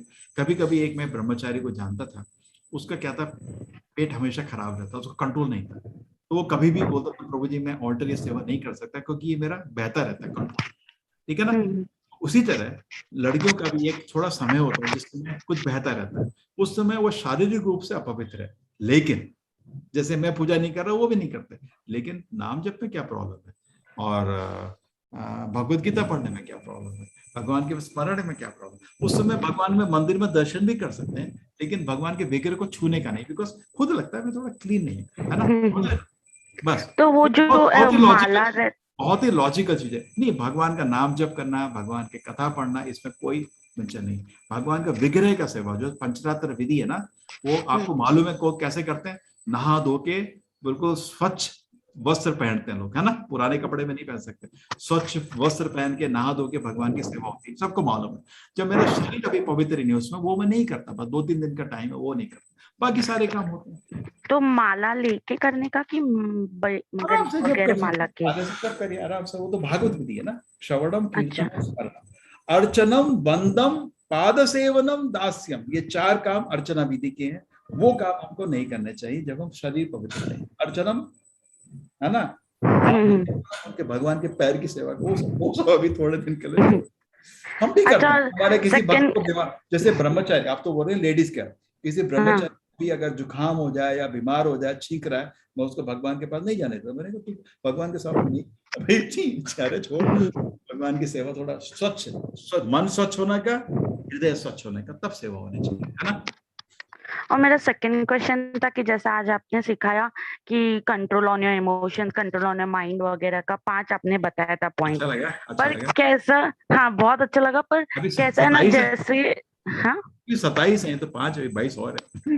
हाँ, पर कैसा है, मेरा पॉइंट कैसा है कि जैसे मैं अभी 25 इयर्स की, पर मैं घर पे रहती हूँ, मुझे जॉब करना है, मुझे सब करना है, पर मेरा कुछ ऐसा माइंड नहीं चलता है उतना कि मैं कुछ करूँ वरूँ, तो मैं उतना मतलब इतनी खुद को स्कॉलर इंटेलिजेंट ऐसा नहीं समझती हूँ, बहुत ऐसा वीक समझती हूँ, तो कैसे कंट्रोल नहीं कर पाती हूँ, समझ नहीं पाती हूँ, तो ये कैसे करने का कि मतलब मुझे सब करना भी है, पढ़ना भी है। देखो क्या, जहां तक पढ़ने की बात आ रही है, बुद्धि की तेज होने की, वो सत्व गुण का लक्षण होता है। जैसे आपका, जैसे कंप्यूटर है, जिसमें कंप्यूटर वायरस नहीं होता ना, फुल पावर से चलता है ना, फुल पावर से चलता है। तो आप अपने कंप्यूटर में वायरस निकाल दो, वायरस क्या है, इंद्रिय भोग की इच्छा तो फुल पावर से चलेगा। आप खुद सोचो, इंद्रिय भोग की लालसा के कारण हम किसी चीज पर ध्यान नहीं लगा पाते, है ना। और जैसे आप महामंत्र का जाप करते हो, गीता पढ़ते हो, भक्तों के संग में जाते हो, इंद्रिय मन थोड़ा स्ट्रॉन्ग हो जाता है। जैसे आप देखो ना, क्रिकेट मैच के पहले, फुटबॉल मैच के पहले इकट्ठे होते हैं ना, सर्कल में खड़े होते हैं ना, मैच को जीत के रखेंगे, तो हम लोग भी वही कर रहे हैं ना, इकट्ठे खड़े हो रहे हैं, कृष्णा को फॉलो करेंगे, हरि नाम जप करेंगे, सब लोग मिल रहे हैं ना उसके लिए, तो उससे उत्साह बनता है, हर दिन मिल रहे हैं, बड़े मजे की चीज।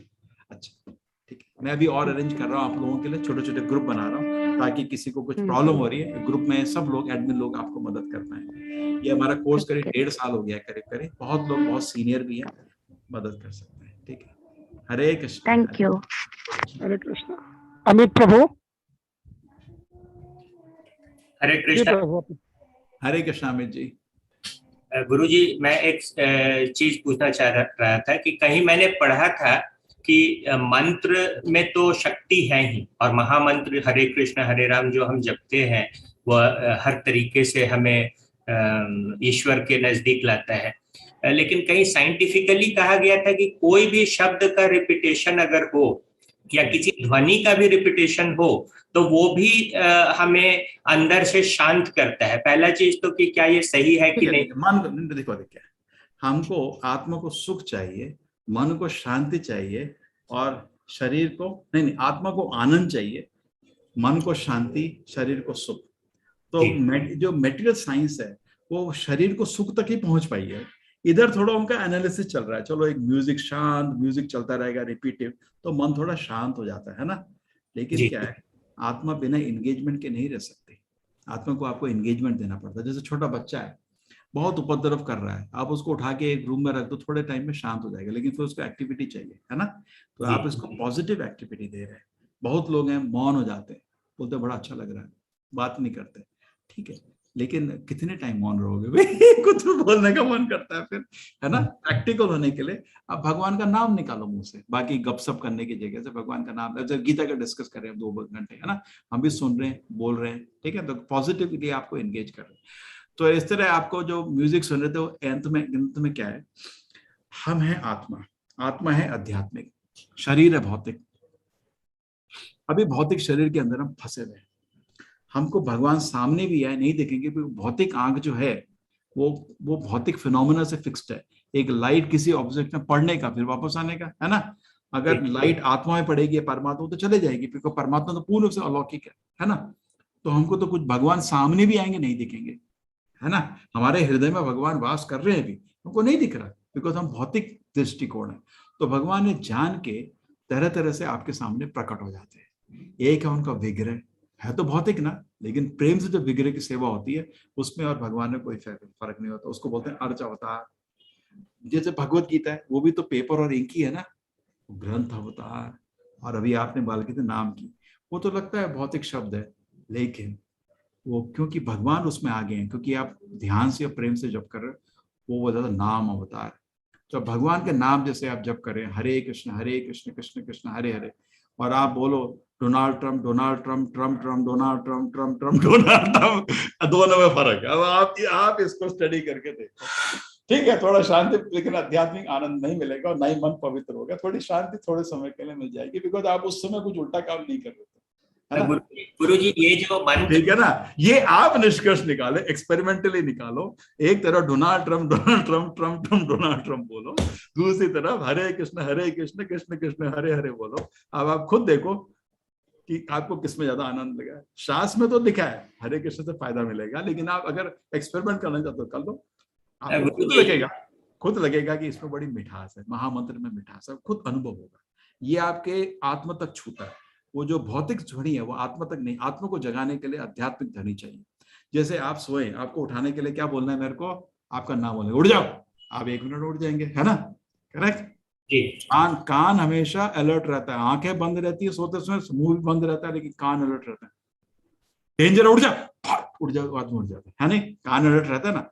अध्यात्म में भी हम सो रहे हैं, शरीर को तो उठा सकते, बहुत शारीरिक हम उठे हुए हैं, लेकिन अध्यात्मिक रूप में हम आत्मा सो रही है, उसको अपना कुछ याद नहीं रहा। भगवान का दास हो, आत्मा हो, नहीं, वो सब सो रही है।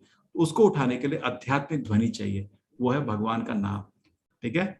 तो आप डोनाल्ड ट्रम्प से आत्मा को नहीं उठा पाओगे, शायद मन को थोड़ा शांति मिल जाए, ठीक है। टेस्ट कर लो, आप टेस्ट कर लो ना, 10 minute Donald Trump Donald Trump करो, और 10 मिनट हरे कृष्ण कृष्ण कृष्ण हरे हरे बोलो, ठीक है। जी गुरुजी, मंत्र में ये जो हरे कृष्ण पहले है और फिर कृष्ण कृष्ण हरे हरे, इसका कुछ साइंटिफिक या इसके पीछे कोई कारण है क्या? जैसे हम हरे कृष्ण बोल रहे हैं, यानी हम उनकी आराधना कर रहे हैं, उन्हें याद कर रहे हैं। नहीं, तो हरे कृष्ण राधा रानी का नाम है, हरे राधा रानी को बोल रहे हैं। भगवान के सामने आपको उनके सेवक ले जाएंगे, डायरेक्टली नहीं जा सकते, तो राधा रानी को पुकार रहे हैं, भगवान की सेवा चाहिए मेरे को। आप तो महान सेवक हैं, भगवान राधे जय जय माधव दईते, आप भगवान के बहुत प्रिय हैं, हमको भी थोड़ा सेवा दिला दी ना, तो उनको पुकार रहे हैं।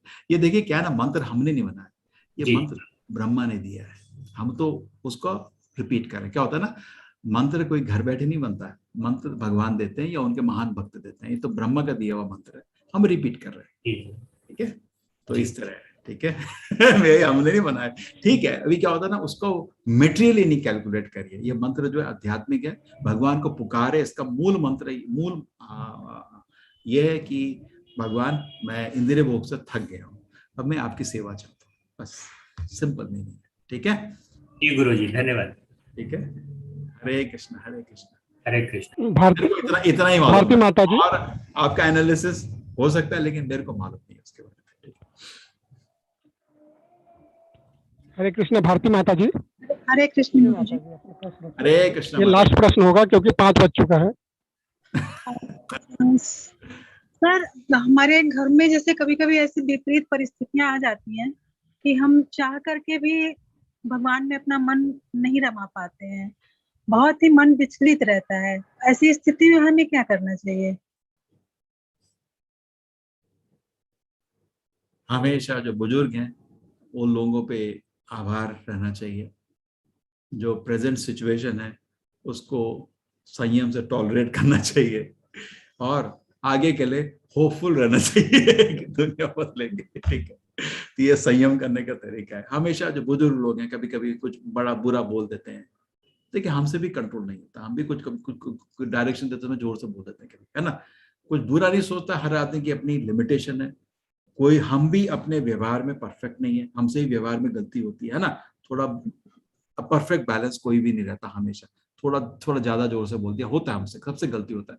किसी को गलती किसी ने करी, किसी और को बोल दिया गलती तुमने, सबसे होता है। उस चीज को बहुत छोटा रखिए, ये सब चीजें ना बहुत छोटी है। ठीक है, मूलतः हमारा काम रहना चाहिए आध्यात्मिक, है ना। भौतिक स्थिति को जितना हो सकता है आप अपने भक्ति के लिए सुलभ बनाइए। पूरा नहीं हो पाता है शुरू में, है ना, छुटकारा नहीं मिल सकता। हम तो छुटकारा सब तो छोड़ छाड़ के आ गए, सबके लिए संभव नहीं है। आपका रिस्पॉन्सिबिलिटी होता है, आपका ड्यूटीज है ना। तो उसमें साथ में रहते हुए वातावरण हमेशा, जैसे अर्जुन सोच रहा था अरे मैं सब छोड़ के जंगल चला जाता हूँ, उधर भी प्रॉब्लम रहेगी। दूर का ढोल सामने तो हमेशा लगता है मैं इधर हूँ, बड़ी प्रॉब्लम उधर, अरे हर जगह प्रॉब्लम है।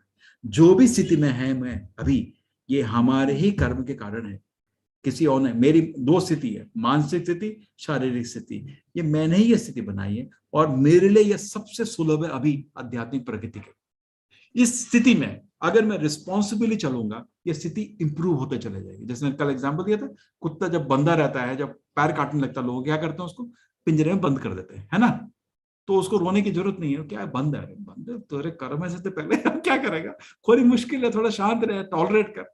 तो उसके बाद आप रिस्पॉन्सिबली काम करने लगोगे किसी को, तो आपकी रस्सी बढ़ती रहेगी, फिर उसका फ्री छोड़ देंगे। नारद जी जैसे जहां जाना है जादू, वैकुंठ धाम जाना उधर भी चले जाते हैं नारद जी। भौतिक लोक में भी कम्स के उनको डर ही नहीं, कम से मिलते हैं। कम्स कैसा है तो और सब लोग उनको बड़े प्रेम से मिलते हैं, उनको दानव लोग भी प्रेम से मिलते हैं। हाँ नारद जी आइए, कैसे है, कुछ है मैसेज, हाँ कृष्ण जी आ गए, हाँ आ गए क्या, हाँ सारे देवता भी चलो, रियली 8 है, 8 जन्म, लेकिन 8 तो किसी भी साइकिल में आ जाएगा।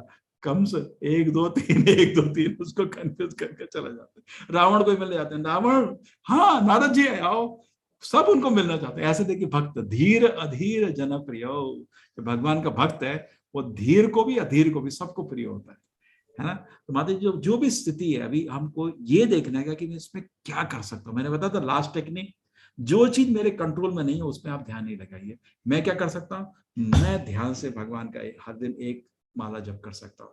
मैं जो कुछ कर सकता हूँ उसको करिए, और आगे भगवान को रस्सी थोड़ा ढीले करने के लिए करेंगे ढीले, ठीक है ना।